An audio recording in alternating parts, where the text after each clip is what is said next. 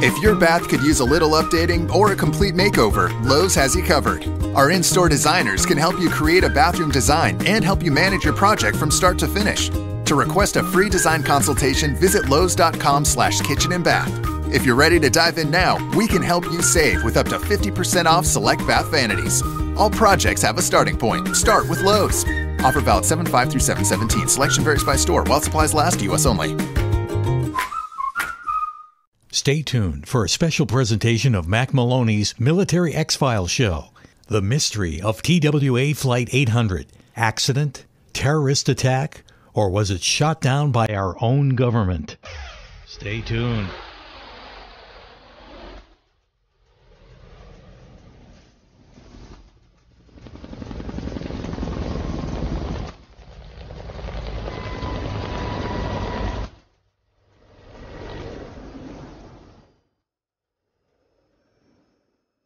There are 1,000 UFO sightings reported around the world every month. 90% of these sightings can be explained, but 10% cannot. Officially and unofficially, the U.S. military has been investigating UFOs since 1947. Their top secret goal is to find out what's behind these unexplained sightings. The Pentagon classifies them as unusual airborne anomalies. But a better term is X-Files.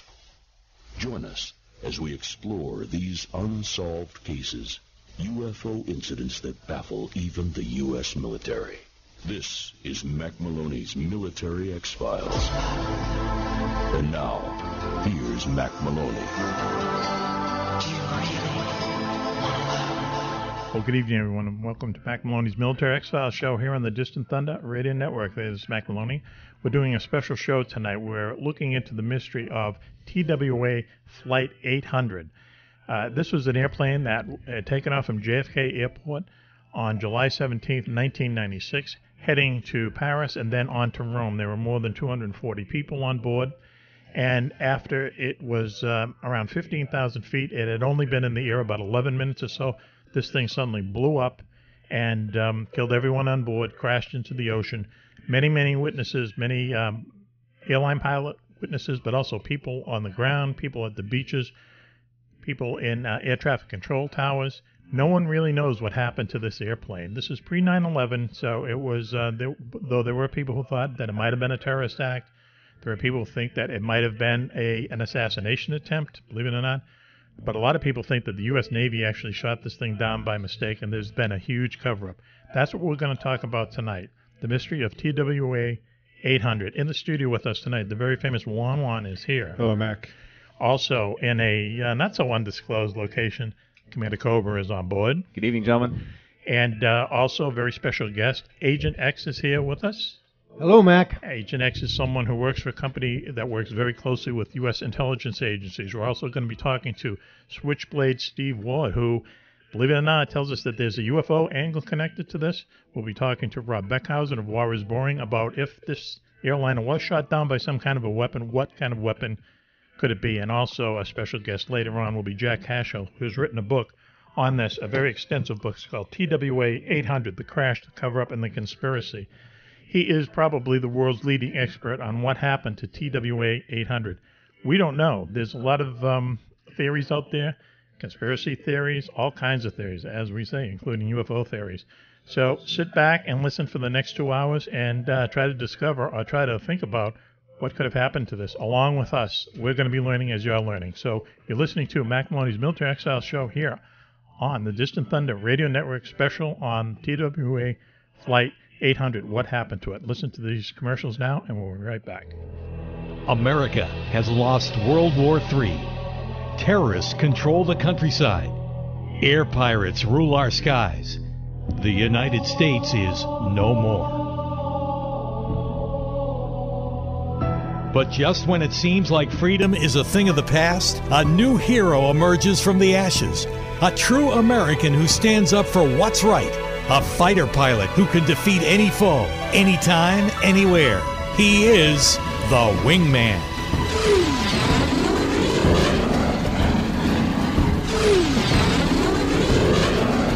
Follow the adventures of Hawk Hunter, the Wingman, as he fights to revive the idea of America. Through 17 action-packed books, Hunter battles all those who would tread on Old Glory. In the air, on the sea, or on the ground, his dream is to put the United States back together again, or die trying. For some of the greatest aerial action you'll ever experience, strap in and hold on. Wingman by Mack Maloney, now available for Kindles and Nooks on Amazon.com.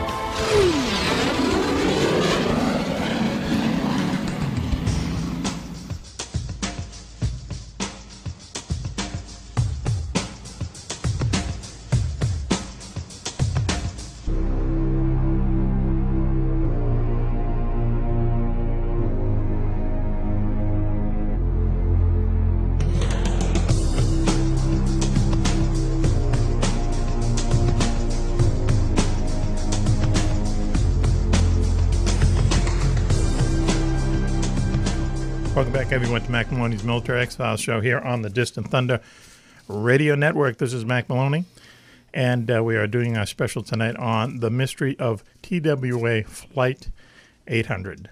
Joining us on the phone, as he does every week right now, is Rob Beckhusen of War is Boring. How you doing there tonight, Rob? Hey, I'm pretty good. Okay, we have a full house here tonight. Juan-Juan is with us. Commander Cobra is here, and also Agent X is here. And we're just going to discuss what happened to TWA 800. There's a lot of theories. One of them is that it was shot down by our own government, shot down maybe by a Navy missile.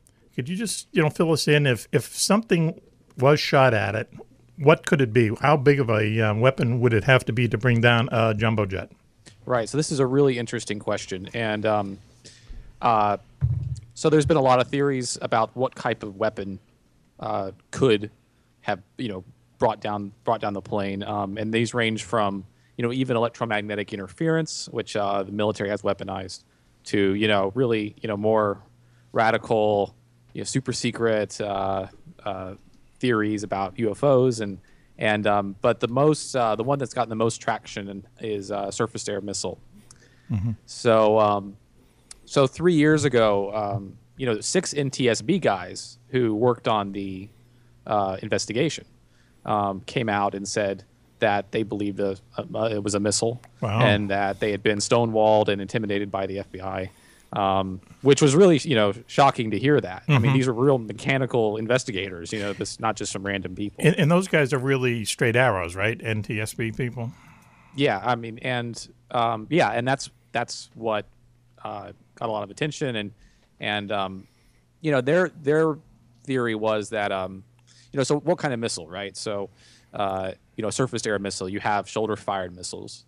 Mm-hmm. We call them man pads, and then there's also the bigger anti-air missiles that like the one that shot down the plane over Ukraine, the one that downed the Iranian Airlines flight from a U.S. warship in the 80s. The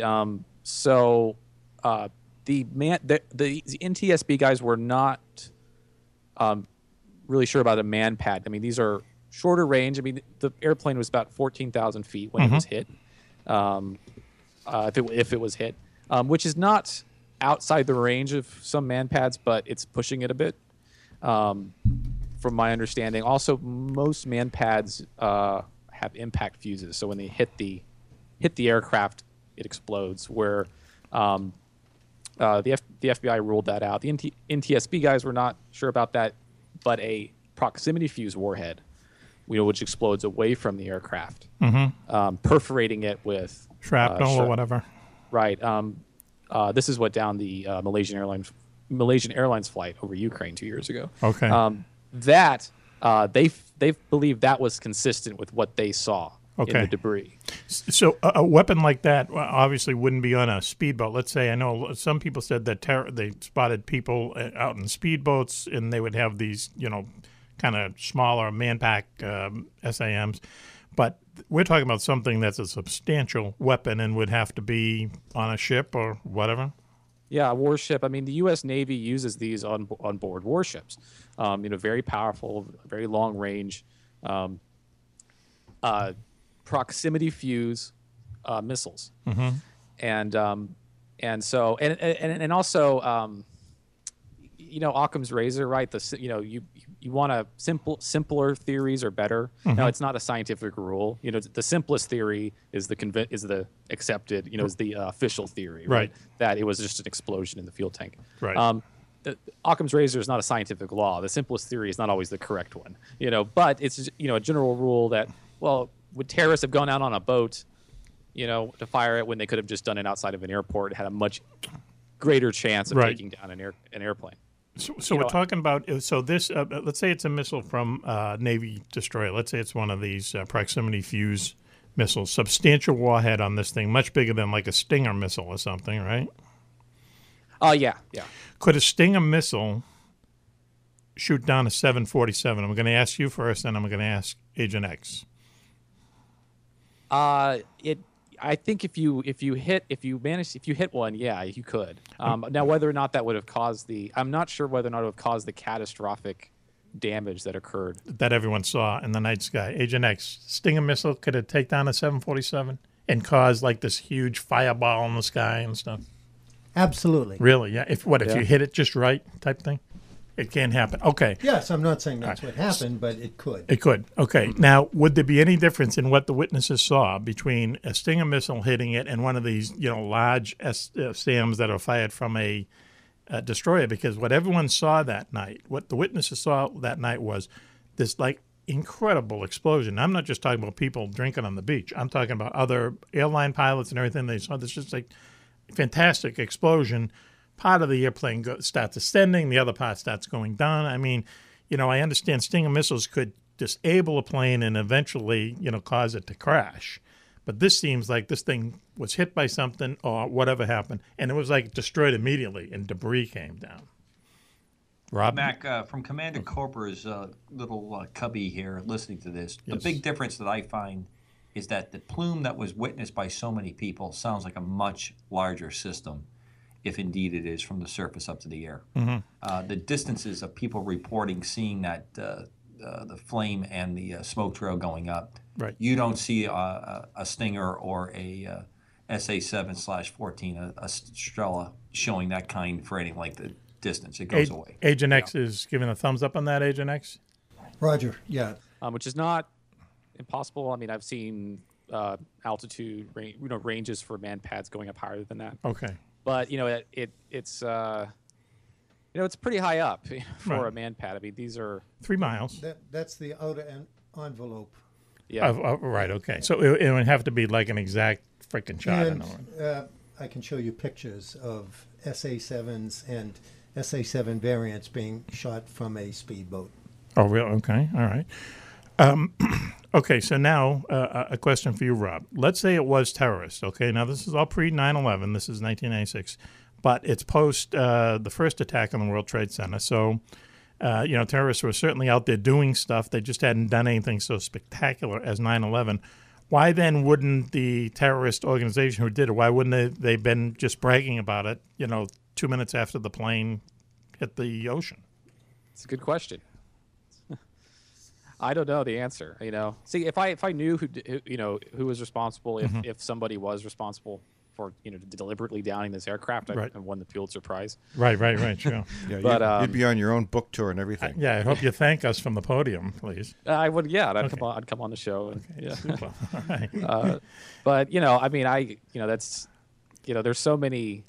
Okay, well, so this is I tend to be skeptical of conspiracy theories, in general, but, there are, well, look, I mean, it's pretty conclusive that the Malaysian Airlines flight, which was downed in 2014 over Ukraine, was shot down by a Russian surface air missile launch, right? Right. Well, the Russian government has, completely denied this and is just, it's kind of gone away. Lied blatantly about it. And so, governments have done this and have covered it up. So it's sort of, well, the other thing is that, when these NTSB guys came out, I was watching it was on Fox, it was on Megyn Kelly, right, on Fox News, the chief documentary filmmaker made this film.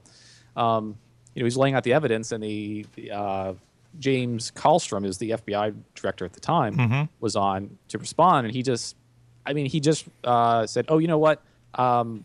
you NTSB guys, if you had come out back then, with these, we could have gotten to the bottom of it if so. But you just weren't man enough, and it's just these ad hominem attacks. That's just kind of lame, bizarre and weird, and just really just strange. Yeah, that kind of behavior never fuels a conspiracy. Right, exactly. If you had brought it up 10 years ago, we could have done something about it, but we've moved on to other things. Rob, we're going to ask you to hang in, while we discuss this, but let me just direct one more question to you. And is like, if, let's say it was a stray Navy SAM missile, which some people theorize, okay? I mean, a stray meaning went off by accident? Went off by accident, okay. Or was, trying to hit something else or whatever. All right. Do you think the government would have been better off just admitting it, I mean, instead of course, maybe not. Now that I've asked the question, maybe I have the answer. The government can't get sued because anyway. It went away. So. It went away, and people kind of believe this, fuel tank vapors thing, Right. So I don't know. So let me ask you, Robin, once again, hang in with us. But, what do you think? What do you think happened? What do I think happened? Well, I mean, your first question is, would the government have been better off? I think we as a country would have been better off if it was, a military exercise gone awry. Mm-hmm. I think we as a country would be better off. I think if this would have, this would have cost Clinton his reelection. That year. Agent X is sticking his thumb up in my eye. Okay, I mean, there would have been consequences for people in the government if that happened and they covered it up or if they just openly disclosed it. Right. I mean, heads would have rolled. Right. True. So it would have been bad for some people's careers, certainly. But if that is what happened, and I don't know, I'm not saying it was, but I think we as a society would be better off if our government wouldn't hide things like that. If they did. If it was a terrorist attack, would they have covered it up? Why? Why would they? Well, why did they cover up the terrorist activity went on in Benghazi? Because you don't want to throw an election. You said that, Rob. Okay. Well, now we're going down another stream. No, I don't want to down the stream. You asked the question there, Captain Mack. Where are you? If I could see you, I'd that? take a swing at you. Where are you? From an undisclosed okay, location. Rob, hang in with us, and you can be the referee, okay? All Rob Beckhusen of War is Boring. We have to plug War is Boring, the best military writing on the internet. Planet. Yep, it really is good. It is. There's been some really crazy stories, man, lately. I just love reading it. I think stuff. Agent X, aren't you the person who turned me on to that, Agent X? No, Agent X. I am jumping all over you, Mr. Mack. You screwed up. Are you kidding now. me? Luckily, you're in a undisclosed location. Yeah, in a straitjacket with only the ability to talk into the mic. Perfect. Well, is he in there? Okay. All right. Okay. Okay. Well, let's talk about that. Now, for 1 second, I just want to say, Agent X, right on it. Okay. Okay, so let's forget about Benghazi for a second. Let's just go back to something that Rob just said. If it was a terrorist attack, okay, and let's just factor out Benghazi for a minute. If it was a terrorist attack on the level of, killing more than 200 people, but there was no terrorist claimed responsibility for it. So doesn't that kind of tell you, why commit a terrorist act if you don't claim responsibility for it? So therefore, maybe there's a good chance it wasn't terrorism. Yes, no? Commander? Well, I'll jump in with this. I don't think it was a terrorist attack, but I can easily see our government not wanting to acknowledge a terrorist attack when we said peace dividend, we cut military spending to the absolute bare. We had a crap show that ran into Bosnia when we did that. We were shooting missiles all over the world trying to get bin Laden. When you run into an election and you're running as the peace guy, the uniter of the world, tell me where we've heard this before. It happens about every 30 years. I easily see why we would say nothing to see here. Maybe it's coercion by the government that did it to prove they could still pull it off. And in those days, terrorism was not the act that it is now. They didn't get on the internet. They didn't pull all this crap over to get their cause on TV. And quite frankly, the press didn't go along with it. The press was more, not being on the side of a lot of this crap. Now, everything is featured news.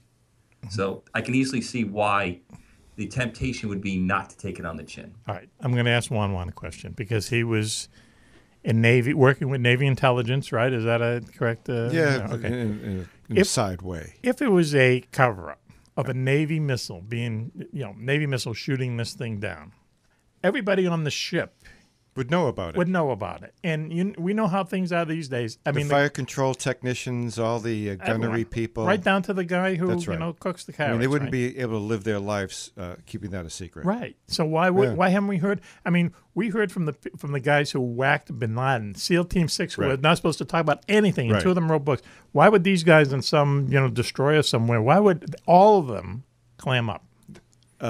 They would have to be paid large sums of money to all clam up, and it'd still be impossible to clam up. Yeah, because then you'd be claiming up about being paid a large sum of money. Right. I mean, so that it's impossible. It wouldn't happen. It's impossible. Yeah. It's impossible. Agent X, do you agree? I agree. First of all, I agree with the geopolitical situation that Rob. Shop Lowe's for hot summer savings on all things outdoor. Make your patio a happening hangout for family and friends with up to 50% off select patio furniture and outdoor decor. And take care of those uninvited weeds and get a free refill with purchase of Roundup or Ortho Home Defense with Comfort Wand. All projects have a starting point. Start with Lowe's. Patio offer valid while supplies last. Refill offer valid 6/28 through 7/10. While supplies last, U.S. only. Described at the time.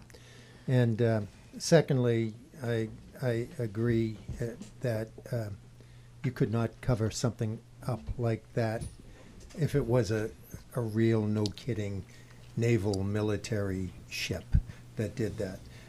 I just think it was kinetic of one type or another, but I'm not even going to speculate about who or what did that. So I'm in violent agreement with the two last speakers. All right, Commander, go ahead. Why do we think it had to be just the standard Navy ship?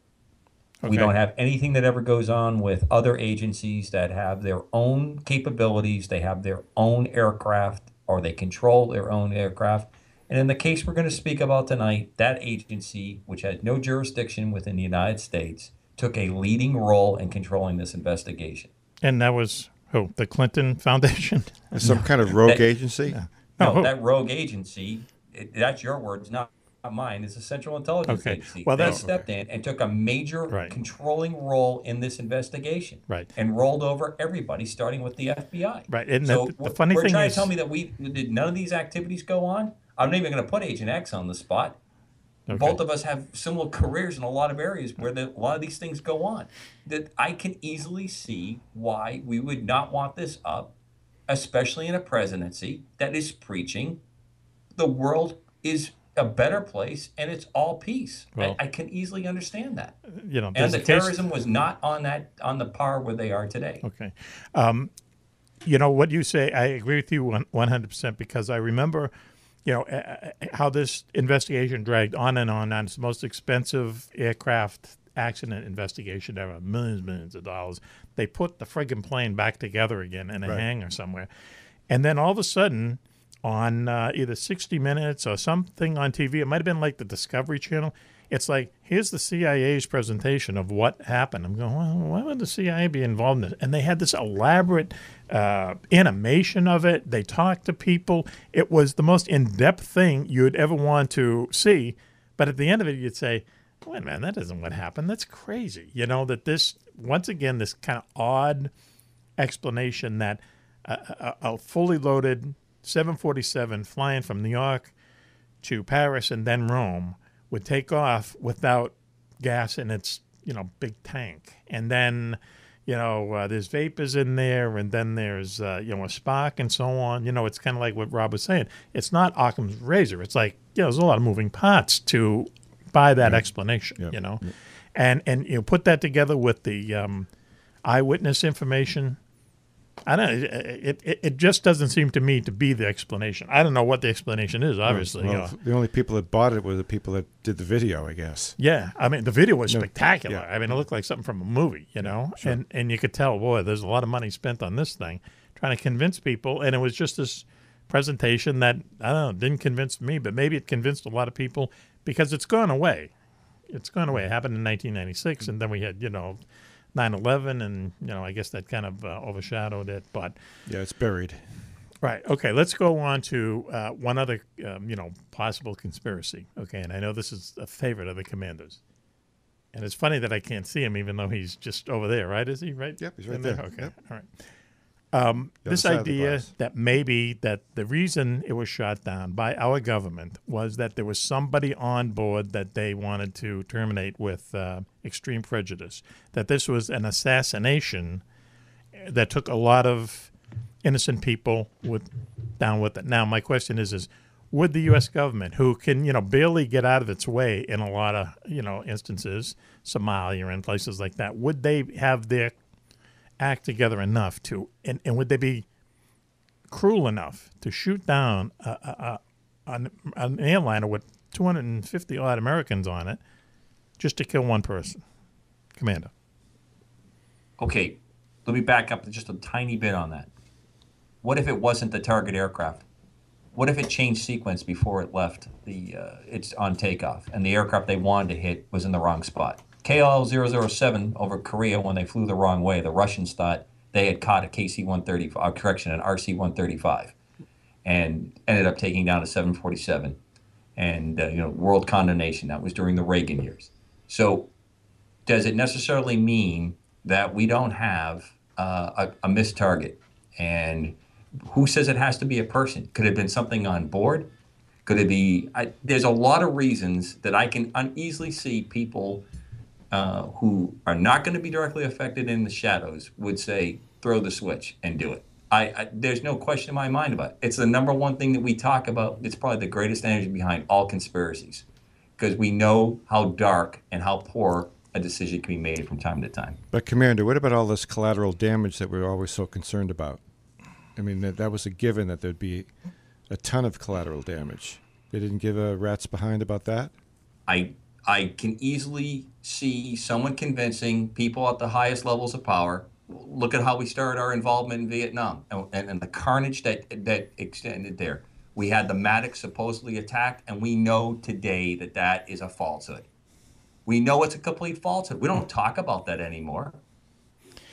Okay, so let's say, it was an assassination attempt, and it would just seem to reason, and we talked about this earlier off air, that someone would go through the manifest of whoever was on that plane and look at every single person who was on that plane and think, why would the U.S. government want to kill this guy? Why would they want to kill that guy? It just seems like there's an easier way to do it. You know what I mean? I mean, just, whack them under a streetlight some night or something like that. Why would you take down a whole plane full of innocent U.S. citizens, assuming it was the plane? I can't give you a good answer for that, Mac, but I do know that in the haste to think that we're doing the right thing, we will make bad decisions. Mm-hmm. And that's happened a number of times. Wow.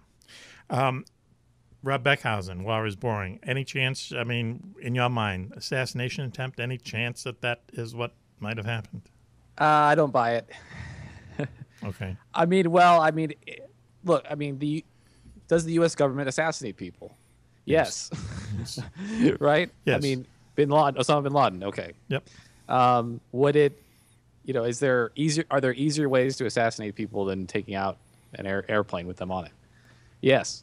Yeah, right. So, and why would you think, oh boy, okay, now this is going to work, and we're not going to get caught, and we've not left any loose ends behind, no paper trail.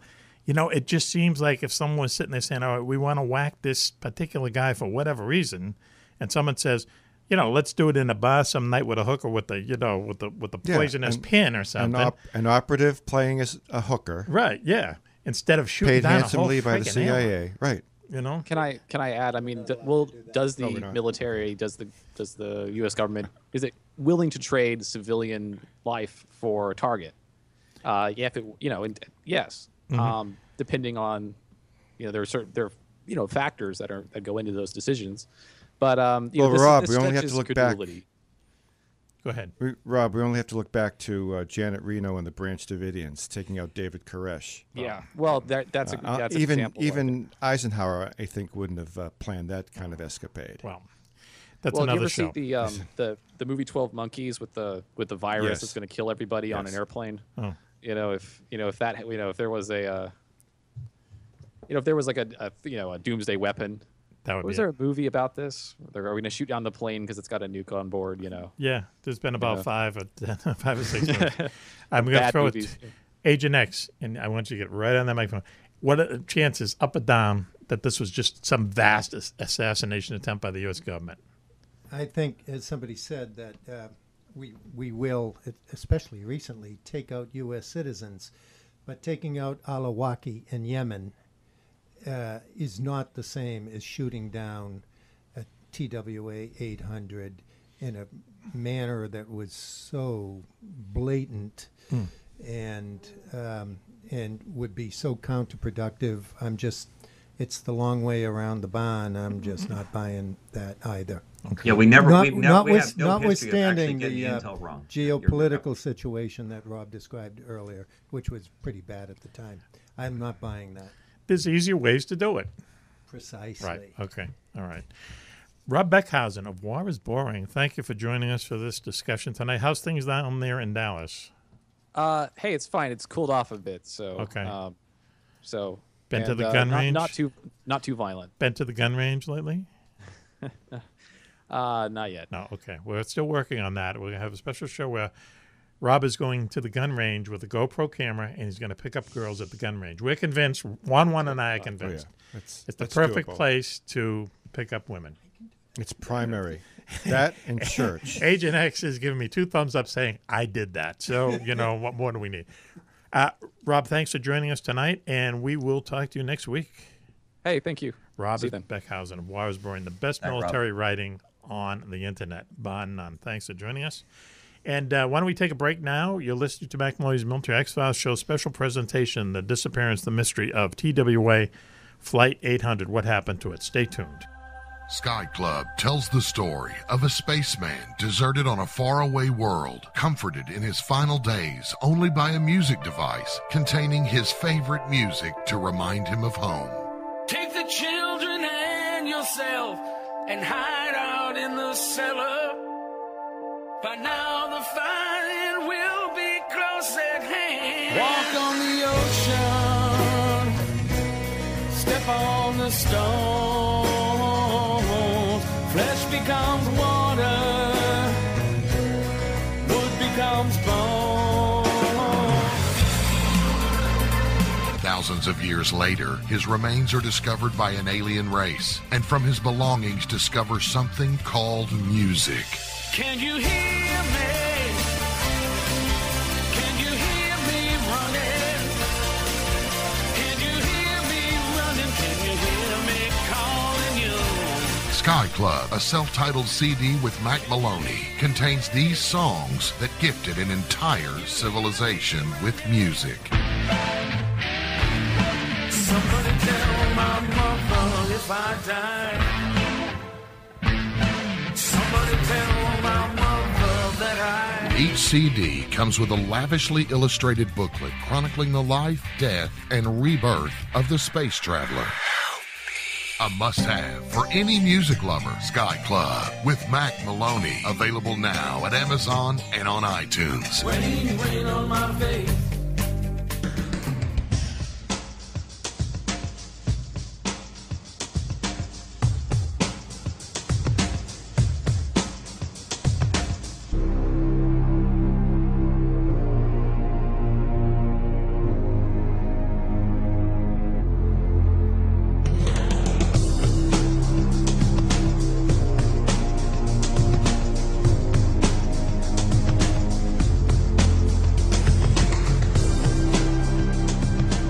Back, everyone's Mack Maloney's Military X-Files show. Special presentation, The Mystery of Flight 800, TWA Flight 800.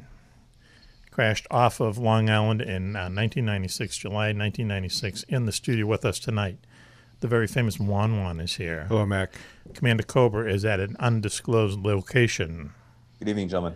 Also in the studio, a very special guest, Agent X is here. Agent X works for a company that works for U.S. intelligence agencies. He is here to tell us whether we are on the right track or the wrong track as we discuss The Mystery of Flight 800, TWA Flight 800. Welcome there, Agent X. Hello, Mac. Okay, good to hear you. And a nice big sound wave there that's Inside Radio Talk. On the line with us is our field correspondent, Switchblade Steve Ward, up there in Battle Creek, Michigan. How you doing there tonight, Switch? I'm doing really good. That's good. Okay, now, kind of a different show tonight. We've been talking about what happened to this jumbo jet that somehow got destroyed, obliterated over the Atlantic Ocean right off the coast of Long Island back in July of 1996. There's many, many facets to this we've discussed, and a lot of people have conspiracy theories having to do with a terrorist shot it down, the U.S. Navy shot it down, there was a bomb on board, so on and so forth. But I was surprised to learn that there's actually a UFO connection to the plane that was involved in this, correct? Yeah. 4 days before the incident, there was a woman in the Atlantic Highlands, New Jersey. She and a couple other people reported seeing a UFO just south of Long Island, kind of a classic UFO shape, about 8:15 p.m. This was Saturday, July 13th. It held stationary in the sky for about 15 minutes, and that was really about it. Another actually followed it a little bit later. Then it went into some dark clouds, and they didn't see him anymore. So it was kind of a very typical UFO report. This may have nothing to do with the particular incident, but during the incident, when the plane did come down, there was a circular blip reported by air traffic controllers. And then, and when CBS News checked on it, the Pentagon said it had nothing to do with the incident. Mm-hmm. And now I'm hardly an expert on this, but I did hear an interesting interview with James Saunders and Bill Byrne, because of course James Saunders is one of the original investigators on this incident. Mm-hmm. And he said something about that they used some kind of a drone or something as like the original targeting device for some kind of a missile system they were testing. Okay. And what had happened was again, not the expert, but Flight 800 had actually been delayed because a connecting flight from Chicago. Flight 800 was going to head to Paris. Mm-hmm. The flight from Chicago was a little bit late, so they delayed it, and it actually took off a little bit later. When it went up to a certain altitude, it leveled off before it normally would have because of heavy air traffic. So what I think Saunders was implying was that it got into the area of a targeting area, and his theory is it was an accident from the U.S. Navy. Mm-hmm. So shot down by the Navy, but purely by accident, none of this kind of assassination attempt. No big conspiracy, just a horrific accident. Okay. What was it? The Cooperative Engagement Capability System. Wow. And I, again, not being an expert, but so anyway, I'm would be very wary of making any, sort of going way out on a limb and saying any kind of an ET connection. Right. But people did see some unusual objects at the time that may very well have been connected to some kind of a test. I mean, that's kind of my wild guess, right. I think. There was also a story that this plane, it had quite a history. It had bounced back and forth between TWA, Eastern Airlines, and at one point it was owned by apparently the Iranian airline, whatever that was, and it was in the same area as that famous dogfight that Iranian F-14s had with a UFO, and somehow or other this plane was mixed up in that as well. Right. It was. I guess it was in the area. It was the 153rd 747 that Boeing created. Mm-hmm. They originally sold it to Eastern in the early 70s. It was resold to TWA. They're the ones that sold it to the Royal Iranian Air Force, and eventually it came back to TWA. So yeah, it's a really absolutely bizarre history that this plane had. I want to ask the commander something. Do civilian air traffic controllers, are they in constant communication with, let's say, military air traffic controllers? Yeah, very often you're using you have to check in with civilian controllers when you're going in and out of a range. There are active ranges, or I should say, choose my words carefully. There's ranges all along the coastal United States, from Maine all the way down to Florida, Gulf of Mexico, West Coast, around Hawaii. The agency that owns that, say the Air Force or DOD, would say it's going to go active from this altitude to this altitude. Very rarely do you shoot active missiles or shoot your guns from planes or from ships unless you have a really large block of airspace going through there. But it's not uncommon to have, and this is really where the word drone comes from. We're talking about the 90s. This is not the kind of things that you're seeing on TV that are doing the surveillance work and have Hellfire missiles. These were usually a thing that looked like very much like a jet aircraft that would go at high speed so that the ships could track them and you could make it maneuver and you could have it go through all the sequences, and then places you can shoot from the surface up to the air to take down these target drones. Mm-hmm. Would the Navy be carrying on an exercise like this on a in an airspace where they know airliners are constant? If your bath could use a little updating or a complete makeover, Lowe's has you covered. Our in-store designers can help you create a bathroom design and help you manage your project from start to finish. To request a free design consultation, visit lowes.com/kitchen and bath. If you're ready to dive in now, we can help you save with up to 50% off select bath vanities. All projects have a starting point. Start with Lowe's. Offer valid 7/5 through 7/17. Selection varies by store. While supplies last, U.S. only. In simple circumstances, that just doesn't happen. Occasionally, you'll have planes stray into the area. I've seen exercises where we've had to stop because a plane will be communications out. They can't talk to it. It's on its flight plan. Airliners are traveling on a type of flight plan that they go to a specific route. And the way you're taught is if you can't talk to anybody, you fly the route that you were last cleared, the last point you were cleared, and then you have certain procedures you go through. If someone strays into that area, or even like a small civilian airplane strays into that area, it's all stopped. The signal comes out. You can't, you don't do any kind of maneuvers. And really, it's not for the shooting of kinetic weapons as much as most fighter aircraft will make very rapid altitude changes. So when they're climbing and descending and turning and doing all those kinds of things, that's the reason why they want that block of airspace clear, because they don't want to have somebody going through the middle of the op area. Right. Now, one thing we should bring up is that, hang on a second. My ride is here.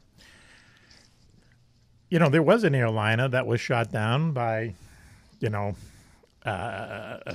States Navy. No. Well, yes, right. Vincennes. Yeah, the Iranian airliner was shot down over the Persian Gulf by the United States Navy. They thought they were being attacked, and it was a mistake. We owned up to it. But the Russians shot down Flight 007 over, it had strayed over Russia. And, and they felt that they were, under attack or whatever, and they shot it down, and they finally admitted it. I don't have any record of them admitting it, so I'm going to have to call that one into contention. They have constantly said that it was shot by the rebels, and another reason why they should be taking over. No, I mean Flight 007 over Kamchatka, the Korean airliner. Oh, that years one there, ago, yeah. Yeah, that was an air-to-air shot, and I think we've talked about that one in the past. They were a little bit spoofed. They thought they had caught one of our intelligence airplanes. Mm-hmm. Right, which used to mimic when they kind of like mimic the flight of airliners to. Yeah, what they would do is they would fly. A lot of times they would be blacked out, and they would fly up behind the lit airliner, and try to cloak out by flying that. They'd fly the same routes, and then they would use rapid descents to get away from it, so that when the fighter would come up to intercept them, he would close in on a airliner and see the airliner and go, and then the other airplane is departed. I mean, that's fairly standard practice in the world of, especially the Cold War years. The Russians do the same, or then Soviets do the same thing all the time. Mm-hmm. So these things do happen. I mean, airliners are shot down by. Generally, we have a very tight finger on it. The ones that really fit this mold are the Vincennes. And the Vincennes was tracking a lot of air activity coming out of Iran over the Persian Gulf. The DEFCON had changed. It was a bad call. I think ultimately everyone realizes that the captain made a bad call when he made that shot. but there was activity that was mimicking it, and it wasn't uncommon for the Iranians to fly profiles that looked like airliners to come up into that spot. Then you had the Malaysian Air right after not the one that disappeared. It's still the big question, flying over the Ukraine that was shot down, and the Russians, their fingerprints are all over this one, and they keep saying, "Don't believe your lying eyes." It was the rebels that did it. Well, did they do it? Did the rebels do it? What are we talking about there, Juan-Juan? The Malaysian one. Yeah, they cut, absolutely. They dismantled the missile and they trucked it back across the line. They had invaded into that part of the Ukraine, and they took it down. And I think they took it down almost in an accidental mode. I don't think they realized it was an airliner. And their part of that claim was, hey, you flew the airplane into a known combat area. All this stuff's going on. Most aircraft will go around it. These guys flew straight through it. Not an excuse for it to happen in any stretch of the imagination. Yeah, well, I didn't know that it was proven that they did it, but it's all been proven with a mission of guilt. They have not stood up and said they have done it, and it's pretty obvious with all the what I would call circumstantial evidence that's come out into the world press about them moving the surface-to-air missile around. That I think you can be rest assured that that's how that one went down. The Vincennes, we owned up to that one. This one has a lot of ahas on it that everyone is, and the way the investigation was closed screams conspiracy. To have it the way it went, to have the agency that took the lead on it, to make the cartoon up, the simulation up, to show what happened, and then it just goes away. And now more witness statements come out, more research is done, and we find ourselves where we're at. But I think the important thing that Switchblade brings to this discussion tonight is the discussion of these other drone activities that were flying around. Not uncommon for that to go on. It doesn't normally, you can have training exercises going on all the time. In fact, I can come up with a pretty good reason why the Navy would shoot in a block of airspace, or the Air Force or anybody else, a targeting drone, because the air traffic control is going to keep all the other traffic out of it and force the radar interception officers to look at different pictures and say, okay, which one is our target? Pick it out in a complex air environment with no intention of ever putting their finger on a trigger to arm a missile. But you go through those drills all the time. You know that. Yep. You fight a fire like it's the end of your life. You go to battle stations. It's almost like a video game, except you're not actually pulling the trigger. So you're saying that they go through that and then someone accidentally pushed the button? I think that's a strong possibility that could have happened. But the normal procedure to arm one of those missiles, to put a standard missile online on a ship, is about 3 steps down from a special weapon like a nuke. I mean, you just do not do that. Yeah. We shoot guns on the range, and what we go through before you shoot out of a helicopter, out of an airplane, on a surface-to-surface target, I mean, you talk about this stuff, and it's checked 4 ways to Sunday. Right. So to accidentally throw switches, have all this thing go and have a missile take off, I can't see how that. There's a lot of security handoffs before the trigger is actually pulled. Some schmuck doesn't just press. Oops, Right. Agent X, please. What do you think? A couple of things. 100% right. Everybody that's been talking, they've got a term called weapons free, and when you get that means something significant, and to do that in an area with active commercial aircraft would be unusual. The other thing I just did want to mention about the KAL 007 is pretty interesting if you want to talk about conspiracies. At the time, there was a senior U.S. congressman who, if I remember correctly, his name was Larry McDonald. He was a very effective Cold Warrior against the Soviets at the time. He was on that aircraft. Really? And I'm not saying I believe this, but if the Soviets did want to take somebody out, he'd be the guy. This guy would be one of their top folks doing that. But I think even the Soviets, even then, wouldn't do the collateral damage just like we talked about earlier. But that's an ongoing conspiracy theory that I think was pretty interesting at the time. And I remember this guy, McDonald. It just seems like there are easier ways to take out people, than shooting down a whole airplane. Switchboard, Steve Ward. Thank you. Switchblade. Why do I call him Switchboard? I don't know it.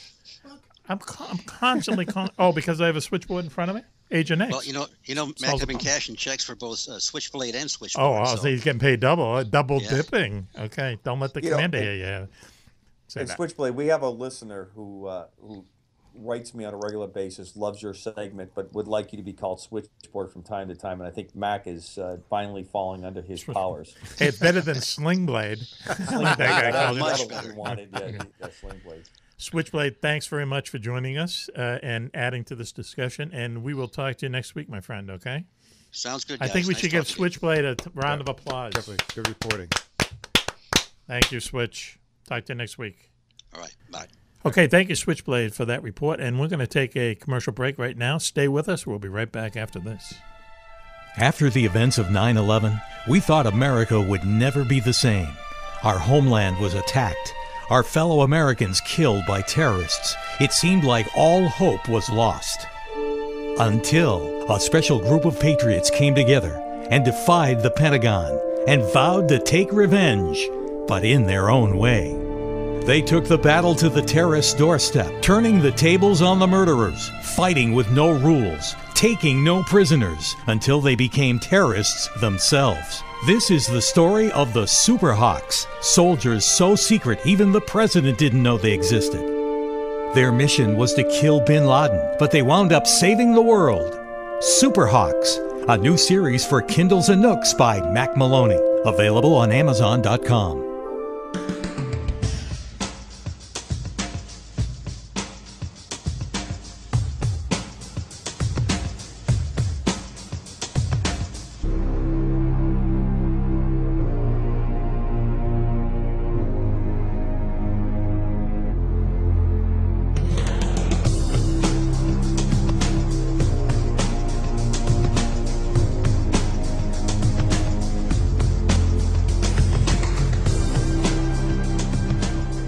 Welcome back, everyone, to Mack Maloney's Military X-Files show here on the Distant Thunder Radio Network. Welcome to our special presentation on the mystery of TWA Flight 800, which went down off of Long Island in 1996, July 1996, 20 years ago. We're spending this 2-hour special presentation talking about what happened. What happened? Was it an accident? Was it a terrorist act? Did our own government shoot it down? We don't know, but we're going to present a lot of evidence and discussion tonight, and maybe you can make up your own mind. In the studio with us tonight, the very famous Juan-Juan is here. Hello, Mac. Also, at his undisclosed location, Commander Cobra. Good evening, gentlemen. In the house, and also a very special guest with us here right in the studio. Agent X is with us to give us thumbs up or thumbs down on what we're talking about. Agent X works for a company that works closely, directly with U.S. intelligence agencies. Here he is, okay? You want to say something there, Agent? Get right on that. Top of the evening. Top of the evening. He's very Irish, as we all are, except Juan-Juan, of course. I'm part Irish. Oh, are you? Okay. That's why I'm wearing this cloud. Which part? Oh, wow. Come on. I thought you would give me the finger. You have... See? Okay, look, right? Agent X picked it right out. On, well, he doesn't miss very much. He doesn't miss a trick, I know. On the phone with us tonight is Jack Cashill, who's somebody who has written a book. Actually, let's just call a spade. He's recognized as the #1 expert on this situation, the mystery of TWA Flight 800. Jack is calling us from upstate New York. How you doing there tonight, Jack? I'm doing well, gentlemen, and I am of Irish descent as well. So it's all right. Yeah, there you go. Okay. A bunch of mix here, just hanging out and having a good time. Hanging out and not drinking, which is right. kind of I've already done that. I'm just okay. Well, so have we. So okay. All right. Full disclosure. Okay, Jack's the name of Jack's book is TWA 800: The Crash, the Cover-Up, the Conspiracy. It can be bought in all bookstores and on Amazon, of course. Jack, let me just ask you this. How long did it take you to write the book? Well, in a sense, it took me about 6 months to write the book, but I've been working on this story for 16 years. And I've been accumulating information over that time since I first got involved about 4 years after the crash. When I met a couple, James and Elizabeth Sanders, who had both been arrested for conspiracy for James's role in investigating the crash back in 1997. Oh my goodness! So it's in fact, when I met Elizabeth, who was a trainer for TWA, sweetest woman on the planet, and her crime was to introduce her husband, who was an investigative reporter, to his source, who was a TWA manager and pilot working inside the investigation. And for that introduction, she was arrested and convicted of conspiracy in a federal court, sentenced to 3 years of probation. Wow. And when I heard her story, I realized that, maybe there's more here than meets the eye. And who arrested the FBI? FBI arrested. They bragged about it. And they tried them on an arcane law that was designed to prevent scavengers from stealing airplane parts. And what happened was their source, who was a real straight arrow 747 pilot, who was convinced that there was a conspiracy going on. That's the first thing he told James Sanders. Okay. Was sent them a pinch of foam rubber from a seat back. And for that, they tried them as scavengers. Unbelievable. Wow. Let me just ask you before we get into it, what is your resume as far as this? Are you an author or are you an investigator? Yeah, I've in a way, a background. I have a PhD from Purdue University, and I have written, this is, I believe, my 11th book of nonfiction. I've done 10 book TVs on C-SPAN. I may have the record, as far as I know. All right, cool. And I've written about, I've also written for magazines and other places, and I produce documentaries as well. Mm-hmm. So, and you're up in Erie, near Lake Erie, New York? Yeah, I'm on Lake Erie, near Erie, Pennsylvania, on the New York State side of the state line. Mm-hmm. This is my hideout for the summer, so no one could come find me. So nice. Don't tell them my exact location. Okay, don't worry about that. So, earlier in the show, we've talked about different aspects of this. We talked to someone who writes about the military online, whether this was a small Stinger missile type, weapon that might have caused this thing to, blow up. Was it a larger SAM missile that might have come from the deck of a Navy ship? Was there a bomb on board? Was it, was it a terrorist act, or was it a mistake by the United States government? Was it intentional by the United States government? We've even uncovered evidence that there was like UFO connections to this airplane. But, we did all that as a preamble to having you on. Now, you are the expert, so what we're going to do is we're going to turn this over to Commander Cobra. He's going to ask you, questions that, I think all of us would ask you. We'll be sitting in, we'll be listening in. I'm going to turn it over to Commander Cobra and let you two guys talk about, what Jack think really happened that night. Very good. Thanks, Mac. Jack, first, thanks for answering all the emails and the chats and all the stuff to link up and finally get us to work up. I deeply appreciate it. One of the things I've been impressed on everything I've read, and I talk to you on a fairly frequent basis with the email when I see a new posting online on one of your articles from the blogs and the different places that you contribute. You've taken a very scientific approach to this. So, as we would say in the military briefing, bottom line up first, what do you think happened? And then we'll work backwards from there. Well, I would say, Commander, with 100% confidence that at least two, I would say certainly one, probably two, surface-to-air missiles destroyed TWA Flight 800. With that said, I say with somewhat less confidence, not a whole lot less, maybe 95, 98% confidence, that the U.S. Navy was almost assuredly involved. And if they were involved, it was an accident. They didn't intend to shoot it out of the sky. Okay. We've talked a little bit before we got on air with you about the difficulty for those things to line up to occur. What actually motivated you to get into this case? You talked about you met the Sanders, right? And Sanders, when I met them, I was intrigued that someone like Elizabeth could be arrested, and made to parade through a throng of reporters in an orange jumpsuit. She's a Filipino woman. She had been a Polynesian dance instructor, very pretty lady, sweet as can be.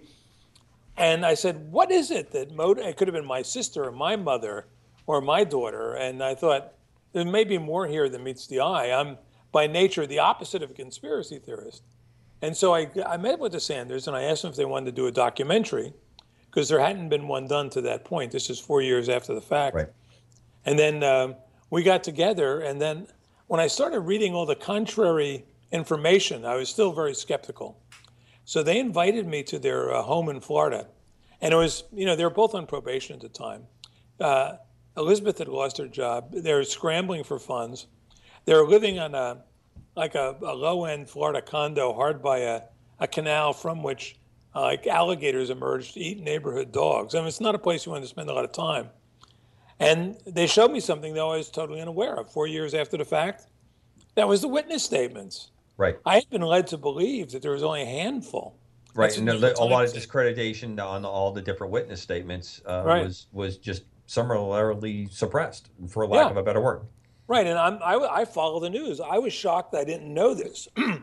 But the NTSB, someone had ferreted out of the NTSB, I think probably by means illegal, the whole document of these witness statements. 258 people told the FBI that they had seen an object streaking off the horizon attacking the plane. And these were military people, helicopter pilots, fishermen, people who knew up from down and east from west, who knew what they were seeing. And when you read them one after another, you realize two things. One is they did see something, and two is that what they did see was thoroughly suppressed by the authorities in collusion with the media, in particular the New York Times. Jack, before I have you lay out the case and take us through, basically the executive summary of what you put in the book, and your approach, what I liked about more than anything else in all your writing is it comes from not someone who's... Shop Lowe's for hot summer savings on all things outdoor.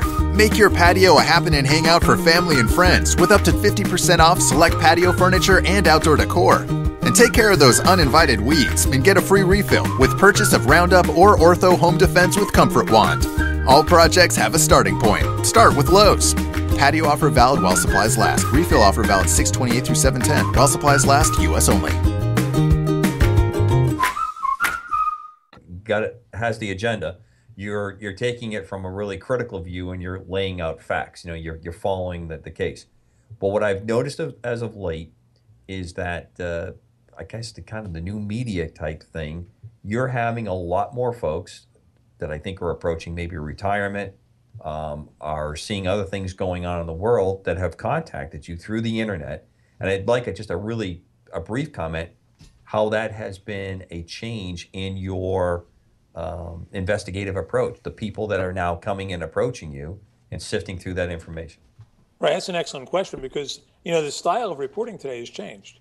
I mean, it used to be you sat in a newsroom and you gathered information, you went out looking for sources. Now the sources come to you.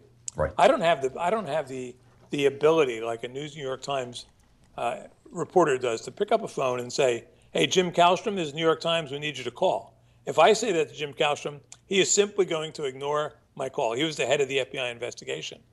However, in the month or just a little over a month since my book's been out, I've probably heard from, I'd say, close to 100 people from within the industry, several of whom worked on the investigation, at least a half a dozen of whom have really useful, powerful inside information. And I continue to get an average of one or two a day. And I would invite anyone listening to the show, Commander, to go to my website. It's cashill.com, CASHILL.com. And if you have information, it'll tell you how to reach me. And for instance, I'll give you for instance, I had known there was, I talked to a lot of secondhand sources about what the air traffic controllers saw that night at a TRACON on Long Island. Well, one of them contacted me. We had several exchanges. He told me exactly what he saw. He saw an object, he said, vertically intersecting TWA 800, and the second before it disappeared from the screen. And people challenged him. This is the interesting thing about the internet. People challenged him saying, you cannot see a vertical ascent on an air traffic control screen. He said, you may not be able to see it, but in my years in the military, I learned to distinguish what it looks like. His supervisor had asked him, he goes, what did we just see? And he said, we saw, he goes, the supervisor asked this controller, have you ever seen anything like this before? And he said, yeah, I was in the Navy. We did missile tests. That's exactly what I was looking at. And then he came back the next day and he asked the supervisor, "Can I review the tape?" And the supervisor says, "Nope, it's gone." Now, by law, that tape has to stay on site for further, adjudication by the FAA. It was gone. Right. But very unusual. It was the ATCs, the air traffic controllers, who set Washington abuzz that night. They were the first ones to report in, long before the witness statements came in, that alerted the White House that something was afoot. Very interesting. Where did he go? Where did the tape go? This is Mac. Where did the tape go? Probably, I imagine the FBI confiscated it. He didn't know. Okay. The FBI confiscated an awful lot of stuff. They confiscated tapes, in fact, from all of the air control centers in that area, and as well as, most critically perhaps, the videotape of the actual missile strike on the airplane that aired a few times on MSNBC that evening, and then was confiscated. It was an amateur video, and I've talked to 100 people who saw it. And my best source, though, is a 747 pilot who used to work at Boeing in missile design, who was laid up in a Hong Kong hospital. His wife came over to stay with him. He had a back surgery. And he watched that, he said, for several weeks, several times a day. They didn't confiscate it from the Hong Kong station. He described in exquisite detail exactly what the tape showed, including, starting on the deck of a party, someone saying, "Oh, look," and then they follow and track it. I'd heard that story 100 times. This was the best verification I've had of the same. And Nelson DeMille, the best-selling novelist, was aware of it also because he built his very readable novel, Nightfall, around the missing tape. Jack, one other quick question. Everything gets kind of suppressed. And then I remember Mr. Schlesinger, I'm hopefully saying his name correctly, popped up. Pierre Salinger. He pops up in the middle of all this. Right. And he is very quickly and summarily just, dismissed as basically being a kook. Right. I mean, we should say that he humiliated internationally. Right. He was JFK's PR guy. He was JFK's press secretary, John F. Kennedy's press secretary. Right. And those of us who've been around for a while know he was a legendary figure. Right. And then he was a U.S. senator from California, right? Yeah. But the message they sent was, if they can do this to Pierre Salinger, Lord only knows what they could do to me. Right. I've heard that from many, many people. Right. And I've also talked to all the people in the supply chain who got the information to Salinger. It was good information. It was solid information. The problem was that Salinger was in a little over his head. Yeah, he was kind of almost like set up, don't you think? I don't think he was set up. I think he was he got in to accuse the U.S. Navy of shooting down an airplane. You better know everything. You know, his knowledge was a little too sketchy and a little too shallow. His knowledge base was not substantial enough to make the kind of accusations he was making. But I've talked to all the people in that chain. The one fellow, Jim Holtzclaw, and they've signed affidavits, they'll tell you this, they got their information straight from the Air Traffic Control Center. And then Holtzclaw forwarded to a guy named Dick Russell, who's a former United Airline pilot. And then Holtzclaw, and then what Russell did is he put it out among a group of his friends, and they made them promise that it would not go any further. This is on email. In '96, email was still pretty novel, and only about 10% of the American people were on the internet. Somehow, one of those guys leaked it. French intelligence picked it up. They got it to Salinger, who was living in France at the time. And then Salinger, the good Democrat that he was, waited until the day after election in November. Right, I remember distinctly. That has a lot to do with everything, by the way. And then he released the information, and then they just pounced on him. Interesting. All right, unless the gentleman, Agent X, Mac, and Juan-Juan don't have a particular question, what I was thinking I have one question, John. This is Juan-Juan. Given the threats that have been floating around a lot of the witnesses, any direct threats on your well-being, John? No, and Juan-Juan, I'll tell you why, is I don't have firsthand information. And every bit of information I have, I put it online immediately. Okay. And I'm willing to share it with anyone who wants to see it. The people who have reason to fear are the people who know something direct. And I would say in this case, that's probably fewer than a dozen people who really know enough to expose this case. Right. This is Mack. I mean, in one sentence, what is the case? The case is that the U.S. Navy inadvertently shot the 747 out of the sky, killing 230 people. The U.S. Navy would not have and could not have covered this up on its own. The imposition of the CIA that night by the White House suggested the cover-up came from the family quarters of the White House. And although I'm sure the message that went to the handful of people who knew what they were doing was that this was a matter of the highest national security, the reality is it was a matter of getting Bill Clinton reelected. Okay, but let me just ask you this, and we talked about this before, is do we know what kind of a ship that the missile came from? Not for sure. Okay. In the book, what I do is I pull short of saying things for which I don't know enough to say with confidence. But it's something on the order of a destroyer or whatever? Yeah. Okay. It is. Here's what we know was happening that night. There was a cooperative engagement capability exercise going on that night off the south shore of Long Island. We know this. I mean, the evidence that should have given this away immediately was the fact that right above, about a mile above TWA 800 when it exploded, was a Navy P-3 Orion. And the P-3 is used in these missile tests to coordinate information among the combatants, that is, the ships and subs involved. Right. The Navy is admitted to having 4 vessels in the immediate vicinity, one destroyer and 1 cruiser and 3 submarines. However, I'm almost positive there's more involved. Right. I think I know the names of 1 or 2 of them. However, given the fact that I'm not certain, it makes I'm reluctant to go forward. Sure. I have, however, heard from 1 or 2 actually high-level naval people who are doing investigating for me right now. Let me ask you this, though. I mean, let's say it was a destroyer. Juan-Juan, how many people on a destroyer these days? I don't know. Okay, 200? A lot. Couple I think more hundred, than yes. that. Yeah, Okay. it's going to be about 200. And we always know where every ship is deployed, which ships are in port at any given moment. So as we talked about earlier, though, let's say there was a mistaken missile fire from a Navy ship. I mean, everyone on that ship would have known about it. Are we saying that they've all kept quiet as well, or have you heard from any of them? Here's what they know, is they knew that a missile was fired. Everyone on board that ship, and I've talked to a couple of high-level naval people who are who believe what I'm saying, but who confirm just what you're saying.